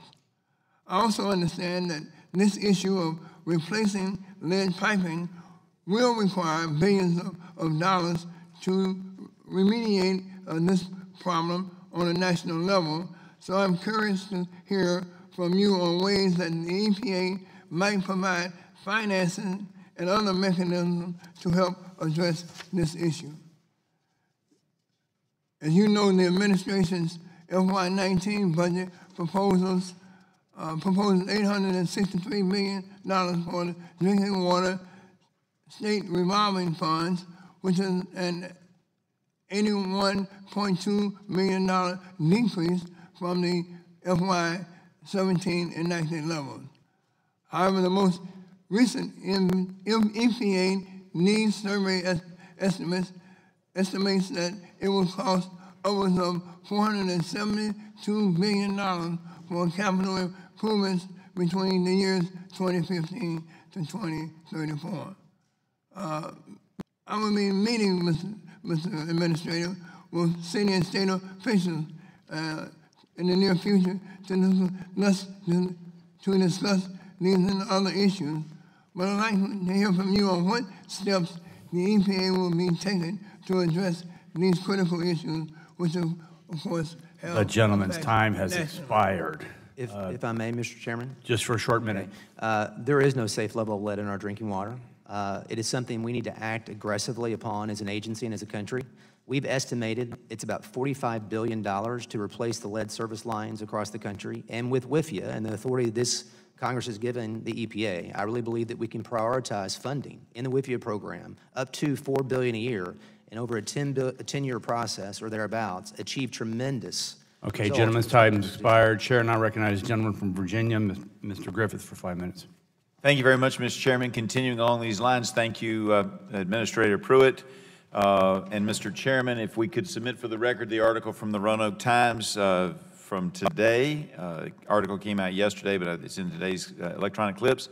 Virginia Tech team gets EPA grant to engineer citizen science water quality project. As you will recall, In the previous administration, there was a regional EPA administrator who looked the other way. The Flint, Michigan problem became a problem, but it was exposed by Mark Edwards, a professor at Virginia Tech, because he went out there on his own dime with his own monies and started doing the studies that needed to be done. Now your EPA has granted his group $1.9 million to have folks test their water and send it in so we can find out exactly where the hot spots are, whether they be in Mr. Rush's district of Chicago or elsewhere. And Professor Edwards says he calls this the largest engineering citizen science project in American history. The 3-year grant will support his team, and some other universities are involved. And he said that all the work we did with consumers over the years and the students at Virginia Tech created this bottom-up organic science phenomena. It created a tidal wave of understanding that couldn't be ignored. This is how science is supposed to work to me. Mark Edwards, Virginia Tech. If we could have that article put in the record by unanimous consent. The Democrats have looked at it. They've approved without objection. It's submitted for the record. Thank you very much. Now I'm going to switch gears, but I couldn't help think Mr. Rush's comments were so timely for that. All right, I'm going to switch now to the final rule for greenhouse gas emissions and fuel efficiency standards for medium and heavy-duty engines and vehicles, Phase 2, that was approved in the prior administration. You all are taking some action in regard to one part of that, which I want to talk about in a minute, but I first want to talk about trailers. And I asked these questions of the prior folks at the EPA, and I don't know how they have authority to regulate trailers when the Clean Air Act clearly says that the term motor vehicle means any self-propelled motor vehicle designed for transporting persons or property on a street or a highway, and a trailer is not self-propelled, nor is it a motor vehicle, nor does it have an engine. It might have a compressor if it's a refrigerator truck. You would agree with me that this needs attention and that we need to make sure that trailers are not being declared by the EPA to be self-propelled motor vehicles, yes or no? Yes, we are in process. Thank you. I got to move on to the next one because I got a more complicated one. You're also in the process of looking at situation in that same regulation related to gliders and to big trucks. And I've got a problem because my district has the Volvo North America truck manufacturing site, thousands of jobs, billions of dollars were spent to meet the new requirements. Now, I would agree with you in that the law does not say the EPA can do what they did, because they went after gliders, and they went after it and just said you basically can't do it, which they don't have authority to do because it's not a new motor vehicle engine, which is defined in the code in similar sections to what I just read on the utility trailers in my district as well. And what's interesting is I do believe that there ought to be something because, you know, Volvo and other truck manufacturers spent billions upgrading. And what the code says is that you really don't have any authority over used motor vehicles during the useful life of that motor vehicle, but that's 11 years and 120,000 miles. So what's happening is, in some cases, the gliders are not being used just on wrecked trucks or other trucks that might be, you know, within that time frame, but they're being used on trucks outside of their useful life. Don't you think that it would be appropriate to take a look at and all that's in the law, you have that authority, take a look at it and see what can be worked out so that we don't have trucks that are just being rehauled or overhauled by the glider companies that are decades old and nowhere near meeting the emission standards of the United States, but at the same time recognizing they have a right to do that if the truck has not used up its useful life, as defined already as 11 years and 120,000 miles. So that alternative is something that we haven't reviewed yet, but I appreciate you bringing them to my attention. We've been focused upon the statutory analysis both for gliders and trailers, but this is something we need to add to the evaluation. And I just have to say what's interesting is I think about 80 to 85% of what the previous administration wanted to accomplish could have been accomplished if they hadn't done sloppy legal work. I yield back. Gentleman yields back the time. Chair recognizes the gentleman from South Carolina, Mr. Duncan, for 5 minutes. Thank you, Mr. Chairman. Administrator Pruitt, thank you for being here today, and I apologize for the abrasiveness of some of my colleagues who would rather tarnish your character than really try to delve into the issues facing this great nation. I'd like to spend a few minutes discussing the Obama administration's Waters of the U.S. Rule, otherwise known as WOTUS. And I know Congresswoman Blackburn brought it up earlier, but I want to go in a little more detail. As you know, this flawed regulation sought to expand federal control over 60% of our country's streams, millions of acres of wetlands that were previously non-jurisdictional. It's allowed the EPA and the Army Corps to regulate almost every water from man-made conveyances to large rivers. The rule has created unnecessary confusion and suffering for farmers, ranchers, job creators, and private property owners. And in reality, the regulations have done very little to benefit environmental stewardship. WOTUS is by far the largest issue for agriculture in South Carolina. And I know on your multi-state action tour this past summer, hosted by, I think, Superfund there in Anderson, you saw the real negative impact that WOTUS regulations had on farmers and local businesses. These regulations are emblematic of the aggressive and unconstitutional overreach by the federal government under the Obama administration and the habitual undermining of state and local authority regarding environmental matters. It is our responsibility in Congress to use our lawmaking power to enact legislative and permanent fix. Mr. Administrator, I appreciate your attention and efforts to curtail the WOTUS rules. We talked about that the last time you were in front of this committee about the President's executive order. And I just want to ask this question. I saw earlier this month that you issued a memo taking control of decision-making from the EPA's regional administrators on important matters to streams and wetland jurisdictions. Can you elaborate on the intentions of this document and why you issued that memo? Yeah, there's been many decisions made at the regional level through delegation, as I was talking about earlier, utilizing that definition historically. You know, that 2015 decision, and even prior to that, 1986 and the 2008 guidance. And so we had inconsistency across the country with respect to what jurisdiction we had. And this was an effort to draw that back to make sure that we had uniformity and how we view our responsibility on the Clean Water Act and make sure that every region is implementing that the way that they should. So why is this important in the waters of the U.S.? Well, certainty and clarity around the Waters of the United States rule is terribly important because, you know, if you have landowners across this country guessing about whether the EPA or a Corps of Engineers or any other agency of the federal government has jurisdiction over their decision, meaning that they have to seek a permit, then they don't want to find out years later that they should have got that permit and then face fines each day for those number of years. So clarity, certainty around where federal jurisdiction begins and ends really is at the heart of our efforts this year with respect to the Waters of the United States rule. All right. Is there any effort by the agency to go back and look at these maps that were drawn? Because when I look at the Waters of the U.S. ruling and I look at streams or daggone ditches in my district that were falling under the jurisdiction, these are ditches that only hold water in an inclement rain event, that aren't navigable waterways in anybody's opinion. And if you came out there and looked at some of these areas, you'd go, why in the world is that covered?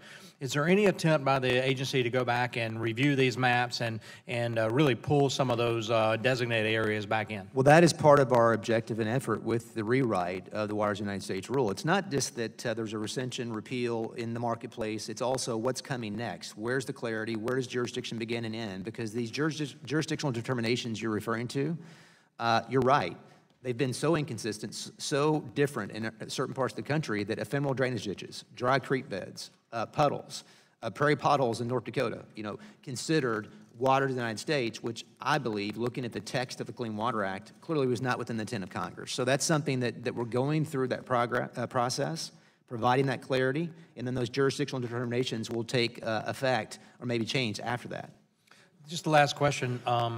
During my time as a state legislator, we had instances where areas were considered isolated wetlands, and these were areas where loading decks were situated, and they sat there for a while, water settled, no wetland, no streams, but bulrushes popped up because water settled in there from where the equipment is set. And all of a sudden, this area was designated an isolated wetland and wasn't able to be replanted, able to be developed. Is there anything the EPA is doing to look at those isolated wetland issues like that? Yes, and also prior converted croplands. I mean, there's similar issues around that issue. So absolutely we are. Okay. Thank you, Mr. Chairman. I yield back. Gentleman yields back his time. Chair recognizes the gentlelady from California, Ms. Eshoo, for 5 minutes. I thank the chairman for holding today's hearing and for extending the legislative courtesy for me to participate at your subcommittee, which I'm not a member of. I'm very glad to be here. Administrator Pruitt, public officials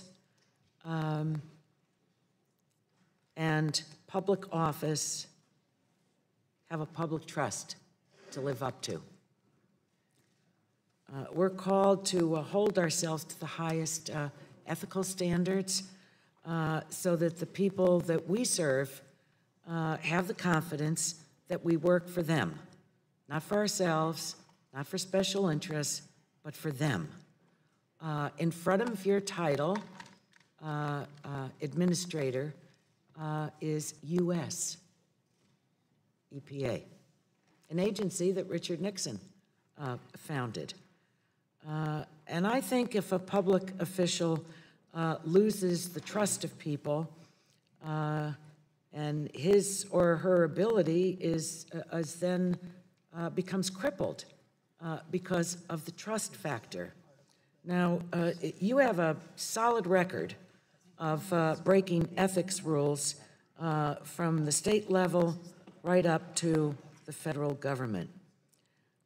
It's a long list, and it includes wasteful spending. I think it's an embarrassment to our country, and I think it's offensive to constituents. My constituents raise a lot of questions about you and say, how can he be doing this? So the first question that I want to ask you might be a little unusual one. Do you have any remorse for the excessive spending on behalf of yourself, the expensive air tickets, stopping in Paris, the amounts of dollars that you've expended at the agency for an expensive telephone booth? I know you said it's for a skiff, but there is a skiff at the EPA. Do you have any remorse about this? Let me say to you, Congresswoman. Well, you can answer it yes or no. Do you have any remorse? I echo your comments. I think that what you said is absolutely true about the importance of public trust. Sir, I have 2 minutes and I endeavor 38 to achieve. seconds. I endeavor Yes or no? to live in a way that respects that. Do you have any remorse? I think there are changes I've made already. The change from first class to coach travel, that's a change I've made. I learned about the pay raises. You're not going to out-talk me. You claimed that Stephen Hart, the lobbyist who owned the condominium where you paid below market rent, never lobbied you. However, we now know this isn't true. Mr. Hart's firm disclosed that he met with you regarding cleanup of the Chesapeake Bay. Did you have any other official meetings with Mr. Hart, yes or no? The meeting that you referred to was not a meeting with Smithfield. Did you have any other meetings with him? It was with respect to an individual. All right, I'm moving on. Did you ever discuss Mr. Hart's clients or EPA business with him outside of official settings? There was no other meeting with Mr. Hart except the Did you have any other lobbyists or representatives of industries with business before the EPA provided you with similar personal favors that you haven't previously disclosed? Congresswoman, as I've indicated, with respect to this situation with Mr. Hart and Mrs. Hart, the only event that took place was a meeting with a nonprofit. Are there any other Chesapeake instances Bay, and I'm not aware of any other. I'm not aware of any other Are there any other instances in which you granted access to donors or lobbyists to whom you owed personal favors? I'm not aware of any instances. Your travel, including regular upgrades to first class at the taxpayer's expense, has cost over $200,000 since you became administrator. Are you reimbursing the taxpayer for any of that?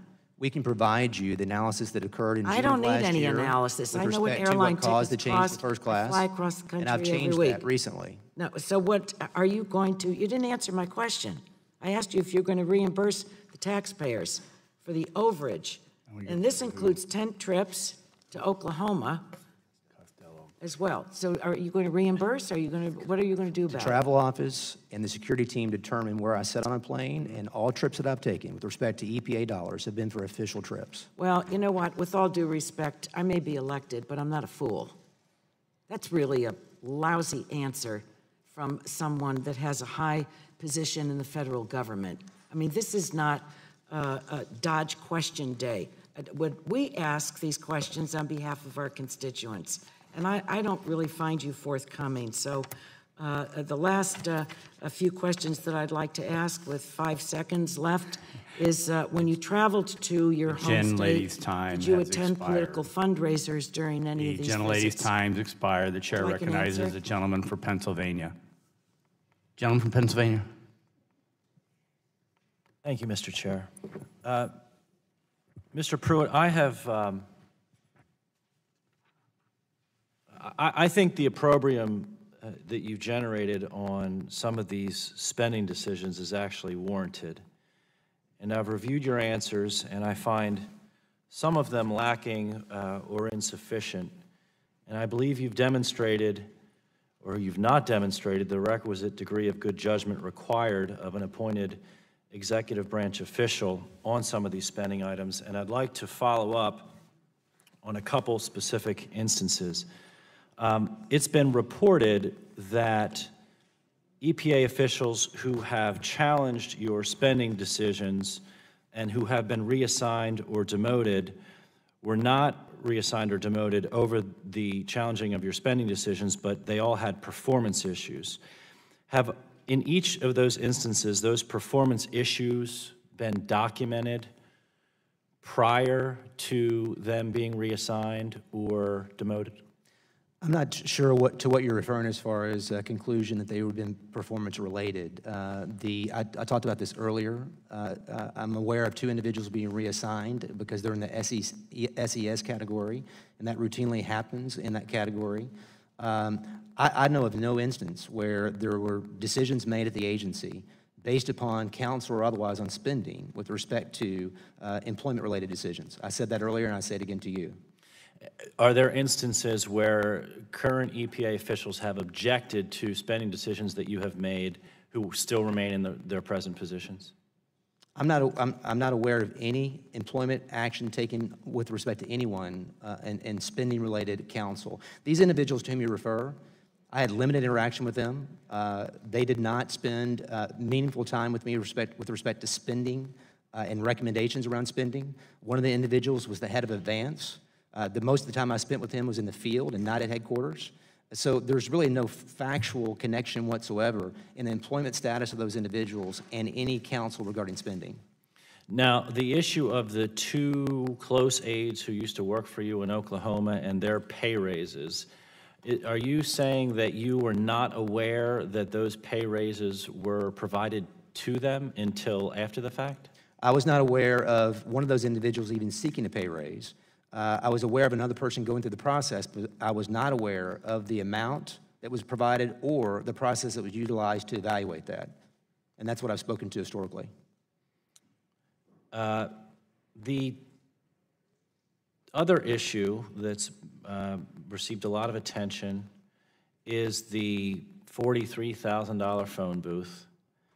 And you're saying that at no time from the point between when you learned that it was $13,000 to the time that it became $43,000, you were never apprised of the additional cost related to that? I was not aware it was $13,000, $8,000, or $43,000.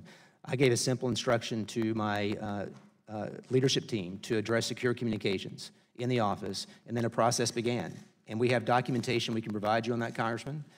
Career individuals were involved in that process from beginning to end and made the decision that you see in that with the $43,000 allocation. Now, I tend to be very conscientious of those who have personal security related concerns. And I don't know who has said what to you or when, but I do think that there is a lot more to that than some people may realize in the general public. Having said that, it has been reported that I believe the IG has indicated, or at least someone in the IG's offices has not found some of the personal security concerns that you have proffered in relation to the enhanced security that you've received to be either warranted or credible. Would you kindly provide a little bit more detail on why you think you need, and I'm just going to be very honest with you, when folks read about trips to Disneyland, professional basketball games, Rose Bowl, and the additional security detail related to that, that doesn't sit well with a lot of people. So Congressman, I can read directly from an Inspector General threat investigation, and I can provide this to you. There's several on here listed with respect to threats, and I'll just read you 2. The threats were directed toward her father. The threat stated, "I hope your father dies soon, suffering as your mother watches in horror for hours on end." There's another entry, correspondence between the subject and individuals. "Pruitt, I'm going to find you and put a bullet between your eyes. Don't think I'm joking. I'm planning this." Gentleman's time So has these are expired. threats that the IG has documented. We can provide this to you. The IG has said that the threats against me as administrator are unprecedented. Mr. Administrator, if you and suspend, I think the point's been made. Gentleman's time's expired. The chair now recognizes the gentleman from New York. Thank you, Chairman Shimkus and Ranking Member Tonko. Mr. Pruitt, the person appointed to run the EPA needs to be someone who cares about protecting the health and safety of people all across the country. And until now, both sides, both presidents on both parties, we've had a pretty good track record with our EPA administrators. But your time in office really has been different. Your tenure has been stained by repeated abuses of public trust and violations of ethical guidelines that are designed to ensure that the government's business is conducted with impartiality and integrity. But what really bothers me, perhaps even more, on top of that, your agency is willfully ignoring sound science and stripping the protections that keep millions of Americans safe. You are making our water less safe to drink and our air less safe to breathe.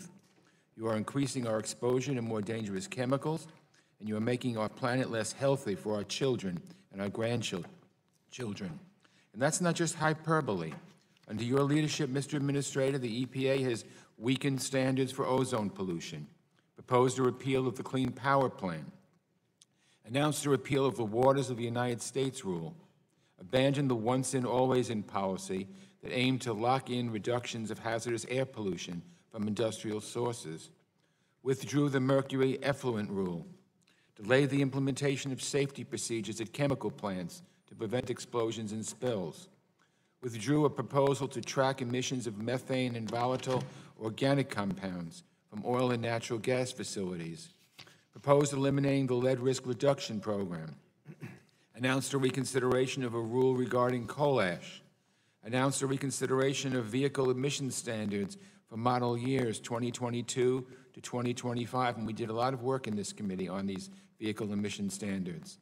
You proposed repeal of emission standards for heavy-duty vehicles.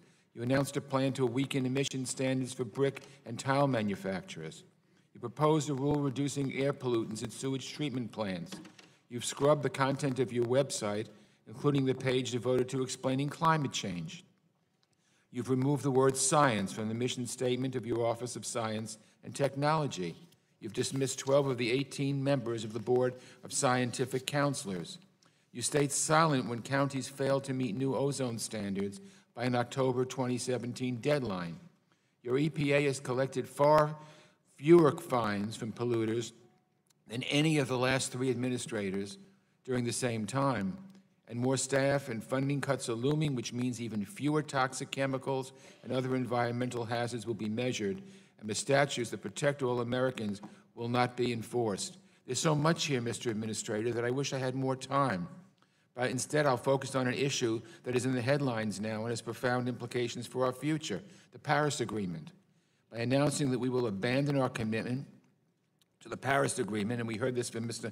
Macron yesterday, being critical of it, this administration is setting the clock back on U.S. climate action and forfeiting our nation's position as the global leader in developing the clean energy economy of the future. The move will only open the door for others to take our place. This decision is bad for the planet and bad for public health. Scientists at the EPA and the U.S. Global Change Research Program have found that climate change is a significant threat to the health of the American people, increasing exposure to disease, increasing the risk of illness and death from extreme heat and poor air quality, and increasing dangerous extreme weather events. The Paris Agreement was and still is our best chance to address these risks for all Americans, but we can't do it alone. Mr. Pruitt, you've supported the President's decision to announce a withdrawal from the Paris Agreement. President Trump and you have said that the deal unfairly puts constraints on the U.S. coal industry and that it somehow is a threat to our sovereignty. It doesn't make any sense because the Paris Agreement is voluntary. It imposes absolutely no constraints on U.S. trade policy or U.S. domestic energy policy, but there is an historic economic opportunity for American companies and workers to lead the world in creating and providing newer, cleaner forms of energy.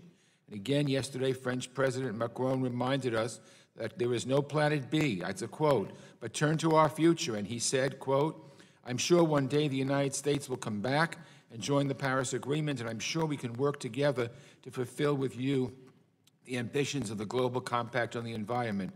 I certainly hope it is right for the sake of our children and our grandchildren. To me, an administrator should be someone who cares about these things, not someone who's going to ruin these things, not someone who's going to make our future more dangerous for our families. And that's what bothers me, because you're not doing Gentleman's your time job. has expired. You're instead, I'm finishing, Mr. Chairman, instead, Finish quickly. You are going against the tenets of what your job is supposed to do, and that makes me very, very angry. Gentleman's time has expired. Chair recognizes the gentleman from New Jersey for 5 minutes. Mr. Lance. Thank you, Mr. Chairman. My thanks to you and the ranking member for allowing me to participate. I'm a member of the committee, but not of this subcommittee. Administrator Pruitt, the EPA has a long and distinguished history, established by President Nixon, as you know better than anybody. I represent a district in northern New Jersey outside New York, and we are concerned about some of the allegations regarding the overspending. And in particular, the $43,000 for the security of the phone booth. As you know, this has been criticized by the Government Accountability Office. The General Counsel, Mr. Armstrong, said that you had a responsibility to notify lawmakers. You have indicated that you believe this is not part of renovations. Having said that, isn't there other secure locations within your agency? And why did we need to spend taxpayer funds to build a new secure place for making of telephone calls? First, on the GAO matter, we have, in fact, notified the GAO with respect to those issues, and rightfully so, based upon their determination. And I do want to say that the Office of General Counsel at the agency, career individuals interpreted the expenditure as not being within the guidelines of the statute, and that's the reason the agency acted as they did. And those were all individuals, career individuals that were a part of that process. The GAO disagrees with you. The General Counsel disagrees with you. That's right. But steps were taken to notify irrespective of that. I tend to agree with the GAO General Counsel. I want that on the record. Why did we need another SCIF or SCIF-like facility when there was already one at your agency? It's not a SCIF, and it was not intended to be. As I shared earlier, Congressman, in an earlier question, I simply requested for a secure communication, secure line in my office based upon phone calls that occur that are confidential in nature. And so, based upon that instruction, a process ensued where this investment took place. And that's Did any of your predecessors suggest that this be needed, Republican or Democratic? I'm unsure, Congressman. Well, I think the answer is no. It's either a yes or a no. And I don't demand just a yes or no. You're willing to elaborate. But did any of your predecessors suggest this? And I'm not a person here who requires a yes or no. I'd like you to answer in detail. Did any of your predecessors require that? I'm just not aware of any request of Well, I have the honor of representing a predecessor of yours, Christine Todd Whitman. She's a constituent of mine. She was the administrator for the second President Bush, and she has indicated that she saw no need for such an enhanced telephone system when she was administrator, and there was secure communications then, and she has indicated that she did not think this was appropriate, and respectfully, I do not think it is appropriate, and I think that there are already secure locations, and I think it was a waste of funds. Regarding a completely different issue, in a March 30th memo, you stated, you signed a directive to give more authority to your office over environmental regulations for project near regional waterways. It is my view that taking this authority may supplant the role of local representatives, experts, water quality boards. You have relied heavily, when you were Attorney General of Oklahoma, on federalism, and perhaps appropriately so, for local and state control over suits against the EPA. Yet it appears to me that your directive supplants local control and that it would give you as administrator final decision-making authority over the protection of streams, ponds, and wetlands under the Clean Water Act.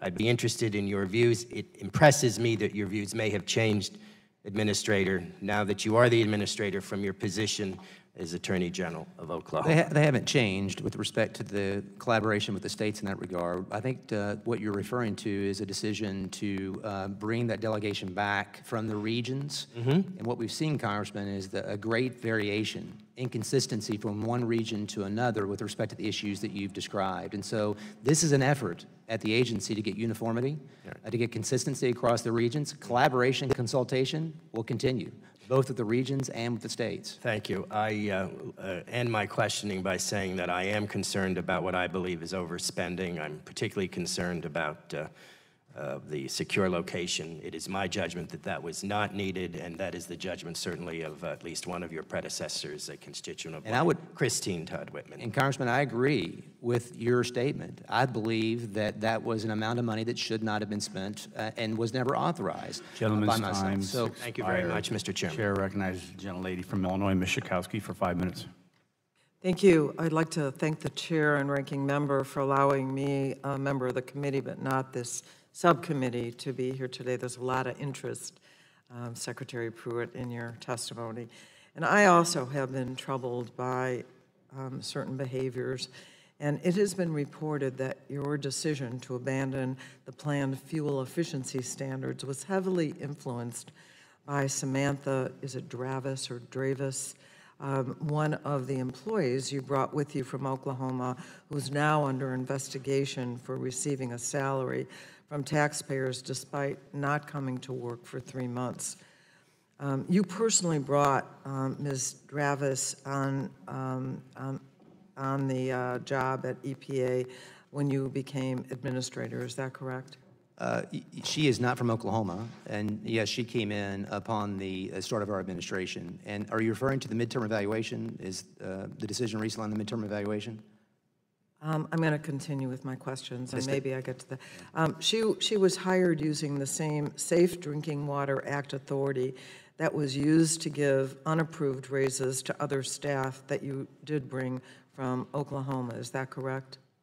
I'm not aware if she was hired under that Safe Drinking Water Act authority. There is authority under the Safe Drinking Water Act to administratively determine certain individuals.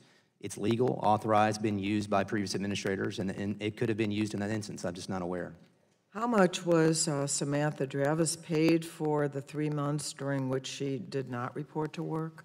Well, I'm not aware. There's a pending investigation, as you've indicated, review of that, and I'm not aware that she did or did not appear for work. So that's something that is being reviewed at this point. Senator Carper has stated, on the basis of information, I believe, from a whistleblower, has stated that he worked with you on a deal to preserve fuel efficiency standards. He has said that you abandoned that deal at the urging of Samantha Dravis. Did Samantha Dravis urge you to abandon the potential deal with Senator Carper? I'm just not aware. I don't know if you're speaking of the midterm evaluation or another issue. I just don't. I'm not sure what you're asking. Regardless of what the source of the, I mean, these are pretty straightforward questions about her and the 3 months that she. Are you contesting that she did not work for 3 months? No, I'm not speaking to that at all. I'm not. So I don't know what your point is about asking where it came from. I'm asking if she worked for 3 months without any. She did not work for 3 months with pay. But your question was about fuel efficiency, and I'm not entirely sure what the question was with respect to her influence in that regard. So that's what I was trying to determine. What area you were talking about. Okay. I'm not aware of, I'll just say it to you this way, I'm not aware of any decision around fuel efficiency, CAFE or otherwise, that was influenced in that way. Are you aware that she was paid and did not work for 3 months? I'm not aware of any. I know it's under review at this point, and those facts will bear out. I wanted to ask you also, I have a little time left, about your vehicles. At the same time that the EPA has moved to increase fuel costs for American households, you have reportedly asked taxpayers to cover the cost of a luxury SUV for your use. Is it true that that as administrator, you upgraded from a Chevy Tahoe, which I know your predecessor used, to a Chevy Suburban with leather interior and other luxury features? As I understand it, the decisions to add a vehicle to the fleet was something that was in process prior, and they asked for input about the vehicle, but I did not give direction to start that process or end that process. Well, it isn't. I just asked for consultation. It isn't the first time in public service that you've upgraded your official vehicle. As Oklahoma Attorney General, you upgraded to a big black SUV when your predecessor used a sedan. Is that correct? The sedan was something that went out of service, and we had to replace that with an SUV, yes. You had to replace it with an SUV? There was a replacement that occurred because of the other one coming out of service.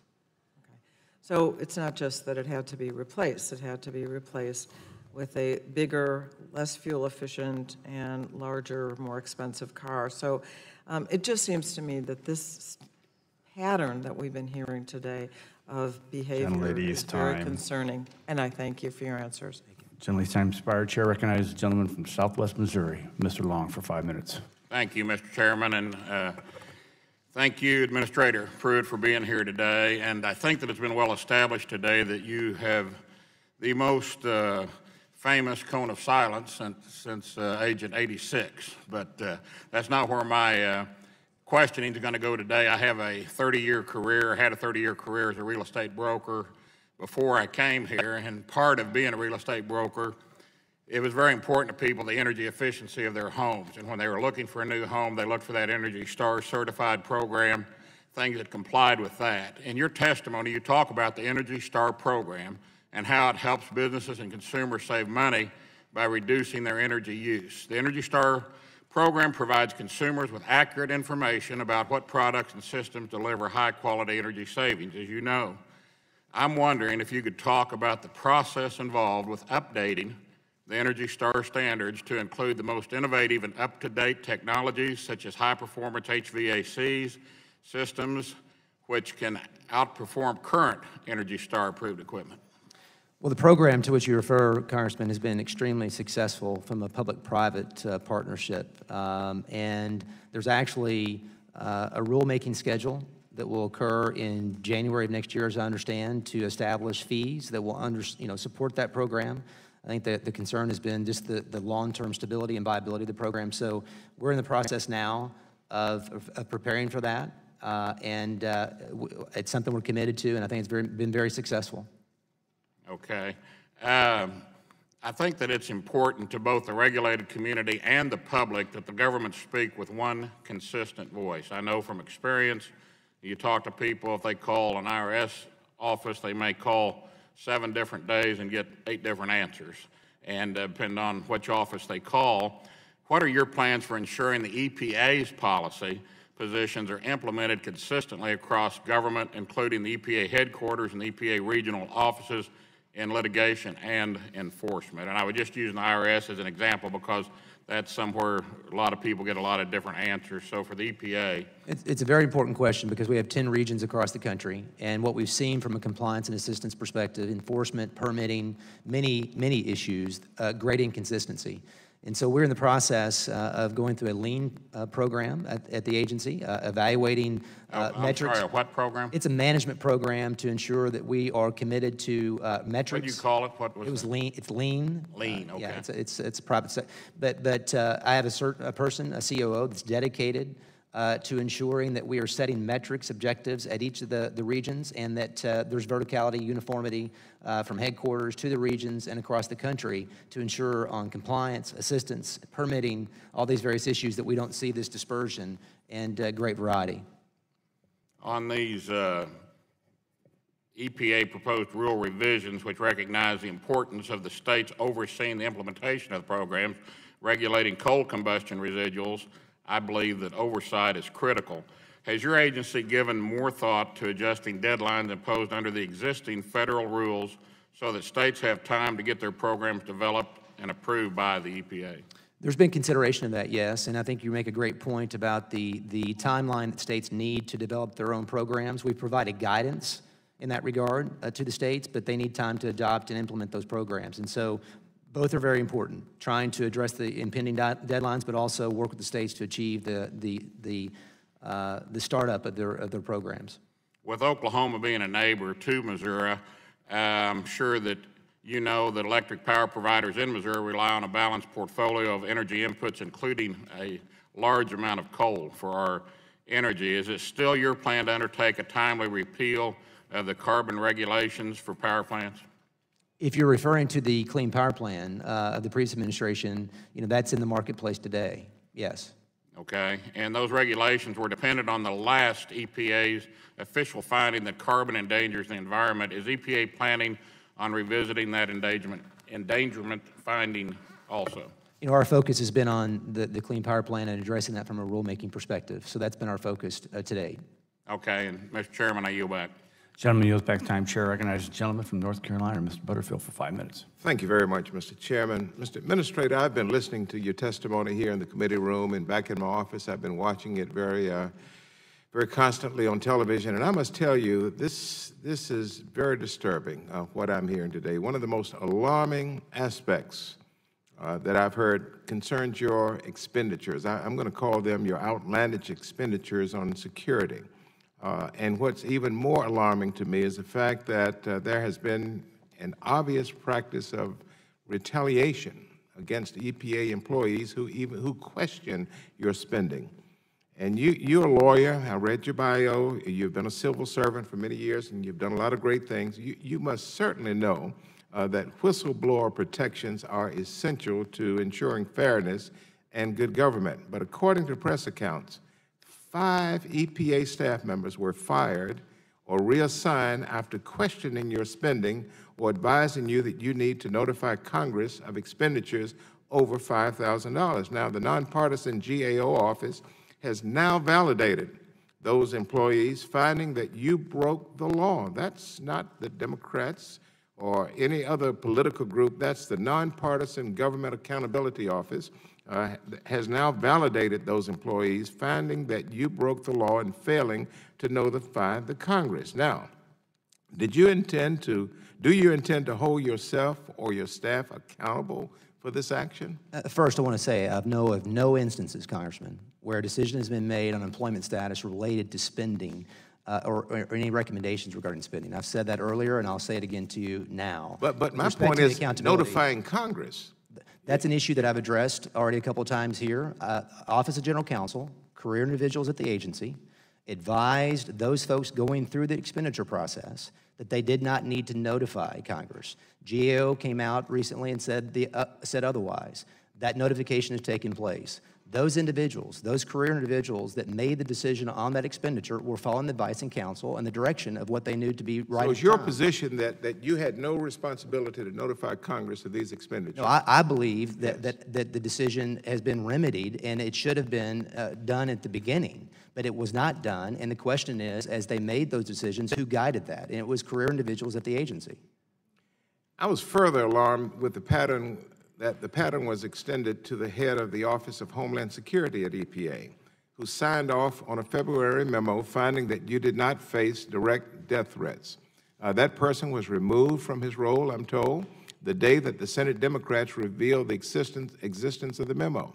The timing of the move clearly suggests an effort to intimidate, in my opinion, and to deter staff who might share their concerns with Congress. Any truth to that? And I think Don Ambizian at the office, who heads our human resources area, would say the contrary to that.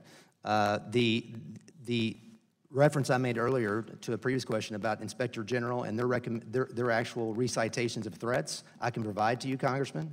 The person to whom you refer does not have all the information with respect to the collection of threats. Let me take you to question 2. I'm running out of time. Last month, you moved to weaken protections from toxic coal ash, which poses serious risk to human health and the environment. I had a coal ash spill in my state of North Carolina, and they are still mitigating that damage. The spill that occurred in Kingston, Tennessee, caused 30 premature deaths, 200 serious illnesses among workers who cleaned up the spill. Amazingly, you have proposed weakening the protections despite the hard science proving the dangers caused by the spills. This is unacceptable. Were you aware of these severe worker impacts when you proposed weakening the coal ash rule? The specific examples that you referred to, no. I was not aware of those specific examples. Last January, you delayed the essential protections for farm workers from dangerous pesticides, including delaying protections for miners. That delay has now been thrown out. My staff says thrown out. You and I as lawyers, I guess we would call it something different, dismissed by the courts. Is that true or not true? No, it's my understanding that there's a proposal to deal with those age requirements that are being considered, but there's not been any final action on that. States, as you know, have age requirements as well, and we're contemplating in that process whether those age requirements should be deferred to in this process. But I'm not aware of it being final at this point, Congressman. Well, let me thank you for your testimony. I've listened as much as I could today, and again, I say I'm very disappointed with your record at the agency. It's not commensurate with your record over many, many years in other capacities, and your lack of concern for workers is what concerns me most of all. You've wasted taxpayer money.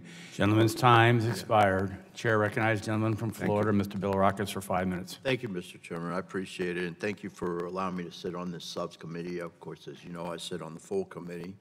Administrator Pruitt, I want to talk about the environmental review and approval process for local projects. With a significant portion of my constituents living on the Florida's west coast, I'm always concerned about hurricanes, as you can understand, as well as flooding. However, our area only has 2 evacuation routes to move residents inland during an emergency. To alleviate this problem, the Pasco County government initiated the Ridge Road Extension Project to create a 3rd evacuation route. But, you know, they've been working on this since 1997. Can you believe that? Since 1997. For over 20 years, the county has been treading through regulations, filling out forms, and meeting with federal officials to get this public safety project up and running. Okay? So we're talking about, again, a public safety project. We need to save lives. God forbid we had a disaster. So while they have met with some recent success, and I've been working to help them out, the project still has not received final approval. Administrator Pruitt, what has the agency done under your leadership to streamline the review of projects, particularly when they involve public safety, where lives could be on the line? In this case, they definitely are on the line. And is permitting improvements something your EPA workforce assessment, are they addressing these issues? It's actually absolutely a priority. In fact, we began an effort last year before we arrived at the agency. They didn't know how long it took to actually go through the permitting process. In fact, I asked that question upon arrival to give me an idea about the length of time that it took for permitting, and they didn't know the answer. So we've evaluated that data. And I know this won't surprise you, but it takes a long time. You've already cited your example. And so by the end of 2018, we are making changes internal to the agency. That decision that we make on permits, up or down, will occur within 6 months, starting in January of 19. So that's the effort we're engaged in. But as you know, this is an interagency approach as well. And we're collaborating with the Corps of Engineers around some of these issues and making sure that we have consistency and working with them. So you say within 6 months, beginning in 2019. At the end of this year, we'll have a plan in place to execute upon as we begin January of 19. Okay. On the same point, the President released an infrastructure plan, of course, as you know, which included sections on permitting improvement. One of the proposals is a one agency, one decision. Is that what you're referring to? Environmental review structure. Another is allowing for localities to complete a single environmental review document for a project. Are these things that you could support? I do support, and I think these are great recommendations that have been made as part of the infrastructure package the President has made, and something I hope Congress adopts. But whether it's adopted or not, we are advancing this 6-month review process internal to the agency. Okay, as far as, you know, there are a lot of local governments that can't afford to hire high-priced consultants, as you know. So this is very, very important to them. And they shouldn't be penalized because they can't afford to hire these high-priced consultants. And, you know, my my area, over the years, they've spent a lot of money on this project, but I'm sure that there are examples all over the country where it's taken many, many years. So I appreciate you working with me on this, and hopefully we get approval soon. Thanks, Congressman. So I thank you very much, and I yield back. Gentleman yields back his time. Chair recognizes the gentlelady from Florida, Representative Castor, for 5 minutes. Well, thank you, Chairman Shimkus, for allowing me to participate in the hearing today. Mr. Pruitt, your pattern of unethical conduct and conflicts of interest are now very well known. But I'm very troubled today by your failure to take personal responsibility for your actions. You simply dismissed all of the ethical lapses at the beginning of your testimony as troubling media reports. So I think that's a failure in leadership. But the point I want to make today is that those costs, your wasteful spending, those costs pale in comparison to the damage you are doing to the health of American families and the assault on our clean air and clean water protections, our protections against dangerous chemicals and pesticides. Mr. Pallone highlighted the issue of the dangerous paint stripper, methylene chloride, at the beginning, that is known to have caused over 50 deaths, and yet the EPA under your administration now has, you say, we're stalled, we don't have a final decision, but in essence, you've turned a blind eye to those families. There's also the case of chlorpyrifos, which is a dangerous nerve agent. It's in the same chemical class as sarin. There was a recommendation by EPA scientists when you came in fact, the last administration had said we're going to propose very significant restrictions, especially to protect babies, children, young people under 18. You came in and turned that around. You said, oh, well, it's not final. But you've set a pattern here.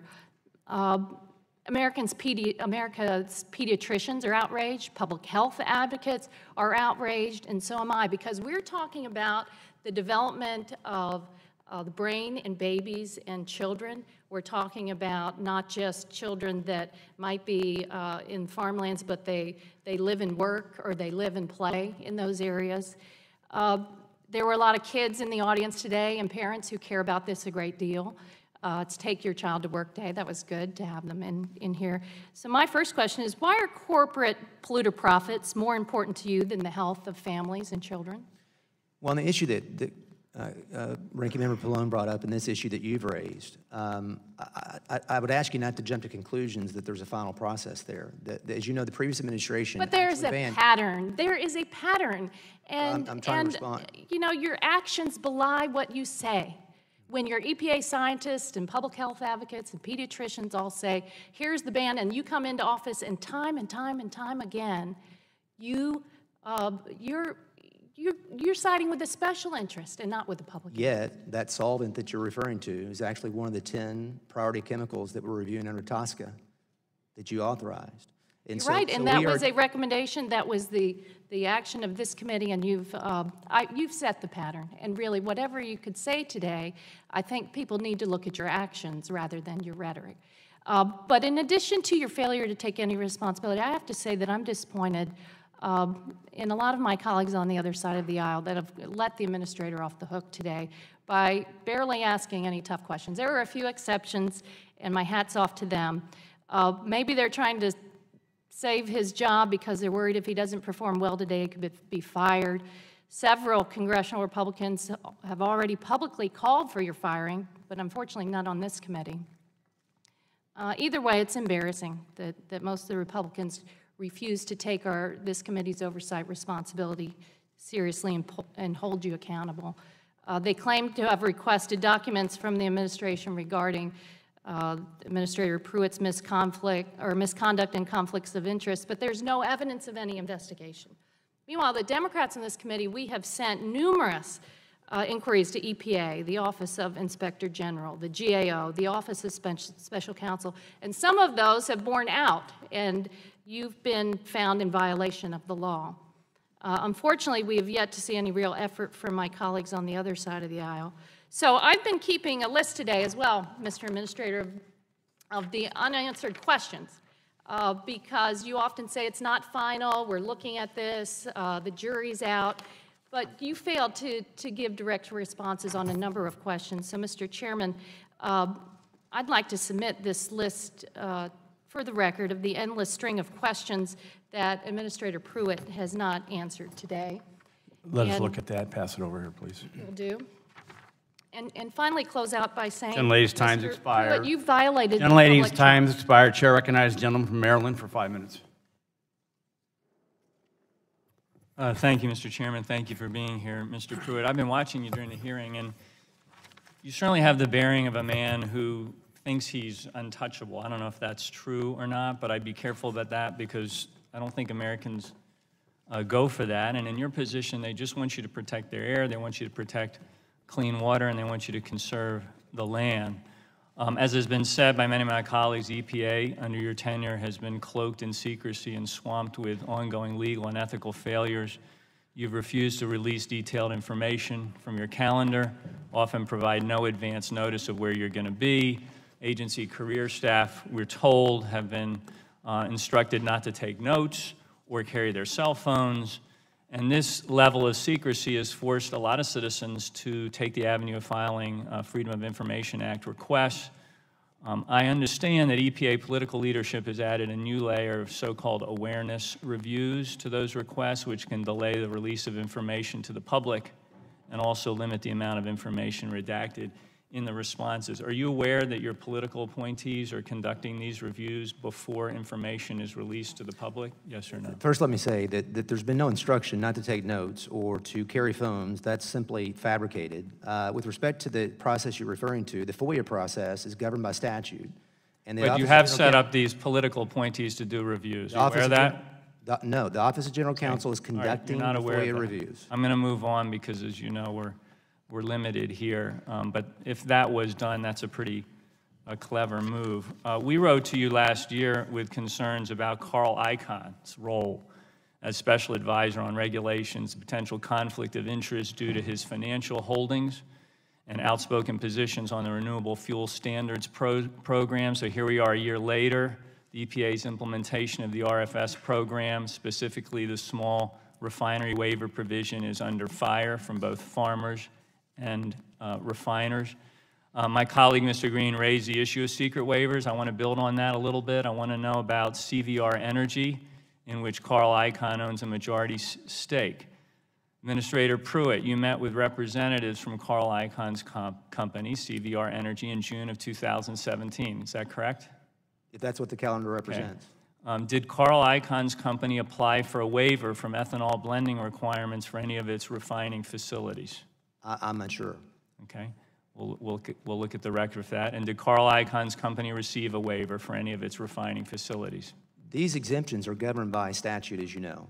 Okay, well, you're going to find that out for us, and I would appreciate your following up, because that's important to know, because it raises serious questions about conflicts of interest. I've had the privilege of chairing here in the Congress the Democracy Reform Task Force. We've been trying to keep up with the ethical lapses of the Trump administration, which I will tell you is kind of a full-time job, and you've certainly been at the center of some of that focus. To date, 5 independent federal investigations have been initiated at this committee's request, and more than 8 independent federal reviews are currently underway with respect to your office. Yesterday, the Democracy Reform Task Force released another report in a series that's looking at failures and ethical lapses within the Trump administration. This one was detailing your wasteful spending and favors for your friends that put the interests of dirty polluters ahead of the American people. So this is now available for people to take a look at. It goes through the litany of ethical violations that have come to characterize and be the hallmark of your time in office. You've really become, I mean, it's sad to say it, but you've become in many respects, and you ought to take this to heart as somebody who holds an office in the public trust. You're wearing that mantle today, that office of public trust as head of the EPA, something people care deeply about.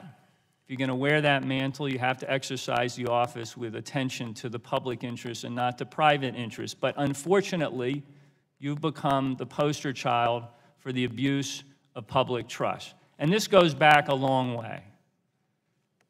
You brought your way of approaching these public offices to the EPA, and it's undermined the credibility of that organization. But it's a hallmark of the Trump administration, and we're going to continue to demand answers, and we're going to continue to hold you accountable in every hearing that you choose to be up here. I give you credit for coming today, but we're going to continue to hold you accountable for the dereliction of duty that we see. With that, I yield back my time. Gentleman's time has expired. Chair recognizes the gentleman from Vermont for 5 minutes, Mr. Welch. Thank you, Mr. Chairman. Mr. Chairman, you with Mr. Flores and I have been working on ethanol. Mr. Pruitt, I've heard reports, read reports, that as a result of the pressure on Midwest ag in response to the retaliatory tariffs by China, that there is a move by some to increase ethanol usage.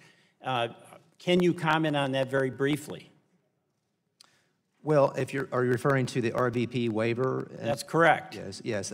We have been actively evaluating the legal authority under the statute to grant the RVP waiver for the last several months. And the reason it's taken some time, Congressman, is because... I want to interrupt, because actually what I'm talking about, I appreciate the work on ethanol that my colleagues have done, but what is reported is that as a result of the tariffs that China is imposing on soybeans and grain, that there's going to be a concession from the Trump administration to go to E15, so I'll just leave it there.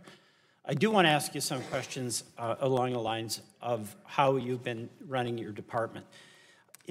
Is it the case that any of your predecessors, Republican or Democrat, who have had the high responsibility as administrator of the EPA, have had a 20-person security detail? I'm unaware of previous considerations in that regard. Is it not at all relevant to you what the precedents have been with Republican and Democratic administrators in the past? I'm just not aware, Congressman, of processes prior to my time at the agency on what was considered and what wasn't considered. Did the taxpayer spend $30,000 for a security detail to accompany you on the trip to Disneyland? I'm unsure about that. I mean, we took... That's knowable. Yeah, the records show that.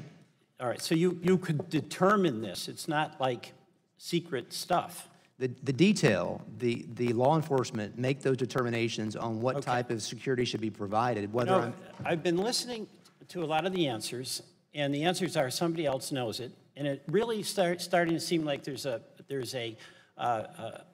something on your desk with a motto that says, the buck stops nowhere. And you're the guy who's in charge. Yet, Congressman, I've made decisions to switch and make sure that we make changes from first class back to coach. Well, let me ask, I rescinded the pay raises to those individuals. I get it. But in fact, that's happened. Let me ask you just about this phone booth, because it's a metaphor. Are you aware that at the EPA headquarters, there are 2 secure facilities where private phone calls could be secure? And again, I didn't request a SCIF. I requested a secure communication that was not accessible to my office. I understand that, but you're the boss. So you tell your folks that you want a secure way of communicating. Reasonable request. They're going to accommodate it. The boss is the one who has to make certain that it's a reasonable imposition on taxpayers. And do you disagree with that? And in this instance, the process failed. And as I indicated in my opening statement, those processes will be changed going forward. Did you ask the question? Here's the question that I think a lot of people would ask, Republican or Democrat: how can I make a secure phone call? And the answer would be, well, Mr. Pruitt, there happens to be 2 places in this building, right close to your office, where you can do that. Had you asked that? They're not right close to my office. Pardon me? They're not right close to my office. Well, how often do you have to use your secret phone booth? It's for confidential communications, and it's rare. Okay, so on those rare occasions, is it too much to ask you to walk whatever distance it takes for you to get to that secure line? I guess it depends on the nature of the call and how urgent the call is. But the point is that you have 2 locations that you can go to when you have to make those rare, secure phone calls. This is taxpayer money. It's taxpayer money. Let me ask you this. Did you have installed, or were there installed, biometric locks on your office? There were problems with locks on 2 of the 3 doors, and changes were made to those locks. No instruction was given for biometric locks, but that was a decision made by those individuals. So these things just happened. There was a process at the agency in that regard, and there was an evaluation. Well, what's a biometric lock? I'm not entirely sure. So do you know, is it the case you I don't know just how to open put your a code door? in. No, Excuse me? seriously, what is a biometric lock? I don't know. I just put a code in. And a biometric lock is, it responds, as I understand it, to like fingerprints or some other your eyes, some physical characteristic. That's my understanding as well. All right, so you have them, right? Those are on. Those have been added to the office. Yes. Why? Gentleman's time's expired. Chair recognizes gentleman from Iowa for 5 minutes, Mr. Lobsek. Thank you, Mr. Chairman. Thank you for allowing me to wave on to this subcommittee. I do appreciate that. Mr. Pruitt, I share a lot of the concerns my colleagues have voiced today on the ethics front, but I'm actually here to talk about an issue that, as you might imagine, I'm from Iowa, is of utmost importance to my state, to my district. During your confirmation process, you stated that you would work to uphold the renewable fuel standard. And over the last 2 years, President Trump has pledged on numerous occasions to support the RFS. In fact, time and time again, he's pledged to support it. However, over the last several weeks, information has been revealed that makes me question that commitment, as you might imagine. Various reports have indicated that the EPA has granted so-called economic hardship exemptions to numerous refiners who appear to be neither small nor financially distressed. You know what the law says, it has to be 75,000 gallons or less to be granted that economic hardship waiver.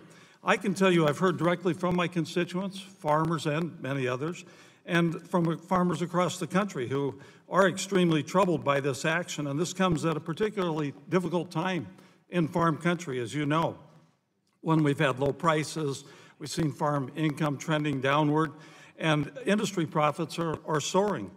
I'm extremely disappointed in the action, as you might imagine, and the lack of transparency and accountability in the process is also unacceptable. Under Section 211 of the Clean Air Act, the EPA administrator is required to reassign gallons that are waived under the small refinery exemption to other obligated parties. Because this entire waiver process has happened really without any transparency whatsoever, I'm disappointed, my constituents are disappointed, and we really have no idea whether those gallons have been reassigned as required by law. So my first question, Mr. Pruitt, yes or no, have you reassigned these gallons as required by law? It's my understanding that the process has happened as it's supposed to under the statute.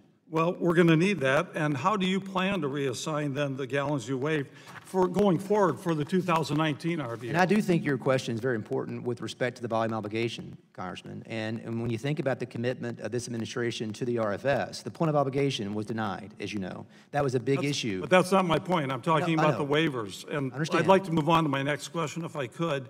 Yes or no, do you intend to inform this committee and the public about the details behind these waivers, such as which refiners received a waiver? Subject to the confidential business information or other information, that would be the only thing that would not be available. Well, Mr. Pruitt, we just want to know who got these waivers, not why necessarily, and I can't understand why that'd be considered confidential business information. Reports have indicated that 25 refiners received waivers from their obligations. Is that number accurate? That was actually in 2017, I think. The applications are still pending in 2018. What is the number at the moment? It's over that number for 2018, as I understand it. Did you discuss these exemptions with the White House? There's ongoing discussions with the White House on various issues around the RFS program. Who at the White House specifically was involved? I think the NEC in consultation with the Air Office. Did you brief the President on these waivers? Well, as I indicated, this was a dialogue among staff members, NEC and Air Office at our shop. So, has anybody explained to the President the substantial impact that these waivers have on the ethanol industry? Some have estimated 1 billion gallons. I'm sure it's come up in many discussions. And moving on, you told me and many others that EPA is studying whether it has the legal authority to grant the RVP waiver. That was the last time that I waved onto this committee. We talked about that issue. And that seems like it's taking quite a while, as you might imagine, for many of us in corn country. And with the President's recent remarks, which were referenced here about his interest in the year-round E15, I'm wondering what the holdup is on this at this point. It's just trying to ensure that the legal basis is solid, because there will be litigation that will ensue. There are many. Well, do you plan to move forward and grant the RVP waiver and allow year-round sales of E15? I intend to finish that process very soon. Yeah, hopefully the sooner the better, because this is something that obviously is very important, not only to my state and my district, to many folks around the country. So we're looking forward to that. And of course, refinery executives have called your action on the hardship waivers to go back to that, quote, giving out trick-or-treat candy, unquote, to their industry. And I'm here to tell you that farmers are very disappointed by this. They've been waiting for years for the E15 waiver year-round. And Mr. Chairman, I think this program is in need of substantial oversight, the waiver program, and certainly the E15 as well. And these actions I don't think can happen in secret. I know that was addressed earlier in this hearing.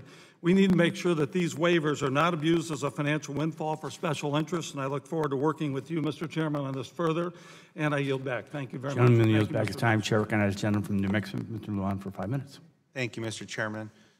Administrator Pruitt, you seem to view the EPA budget as a personal slush fund, redirecting resources to your personal travel that should go to environmental protection.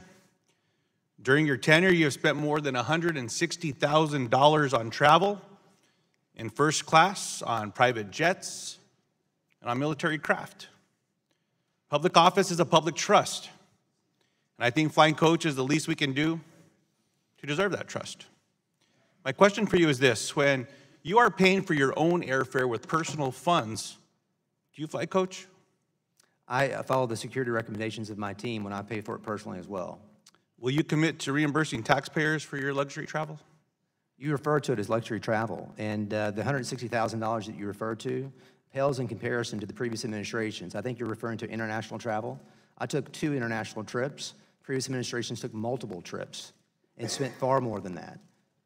These decisions about security detail, who attends, and what they do to provide protection happen according to law enforcement recommendations, and that's what I followed.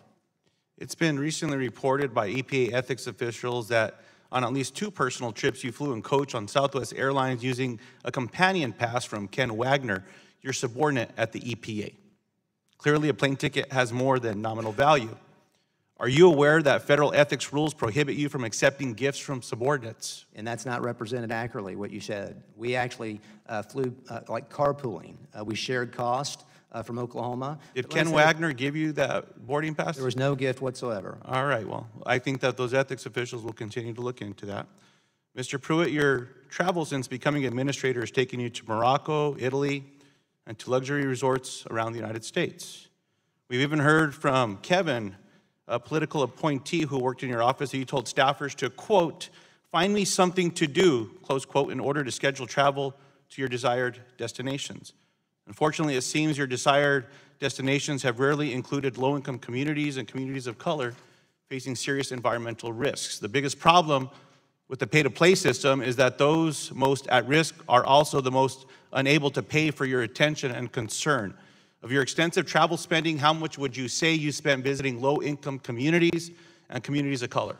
We can consider East Chicago, which I've made trips there. I was in Region 5 recently this week, and San Jacinto and Houston, as indicated earlier. The trip to Italy was a G7 trip, occurring a week after the Paris decision. I was there for 4 days around the G7. There's a free trade agreement that is in existence with Morocco, and the ambassador of Morocco invited me to Morocco to negotiate the environmental chapter on that free trade agreement. Both of those things are very important to the scope of our duties at the EPA.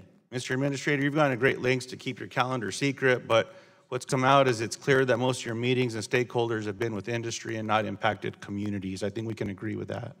Do you see the problem with granting greater access to polluting industries than impacted communities? I've met with stakeholders across the country on these issues, people that we regulate, that their voices have not been heard for many years. Those farmers and ranchers that I've met with, they're our first environmentalists and first conservationists.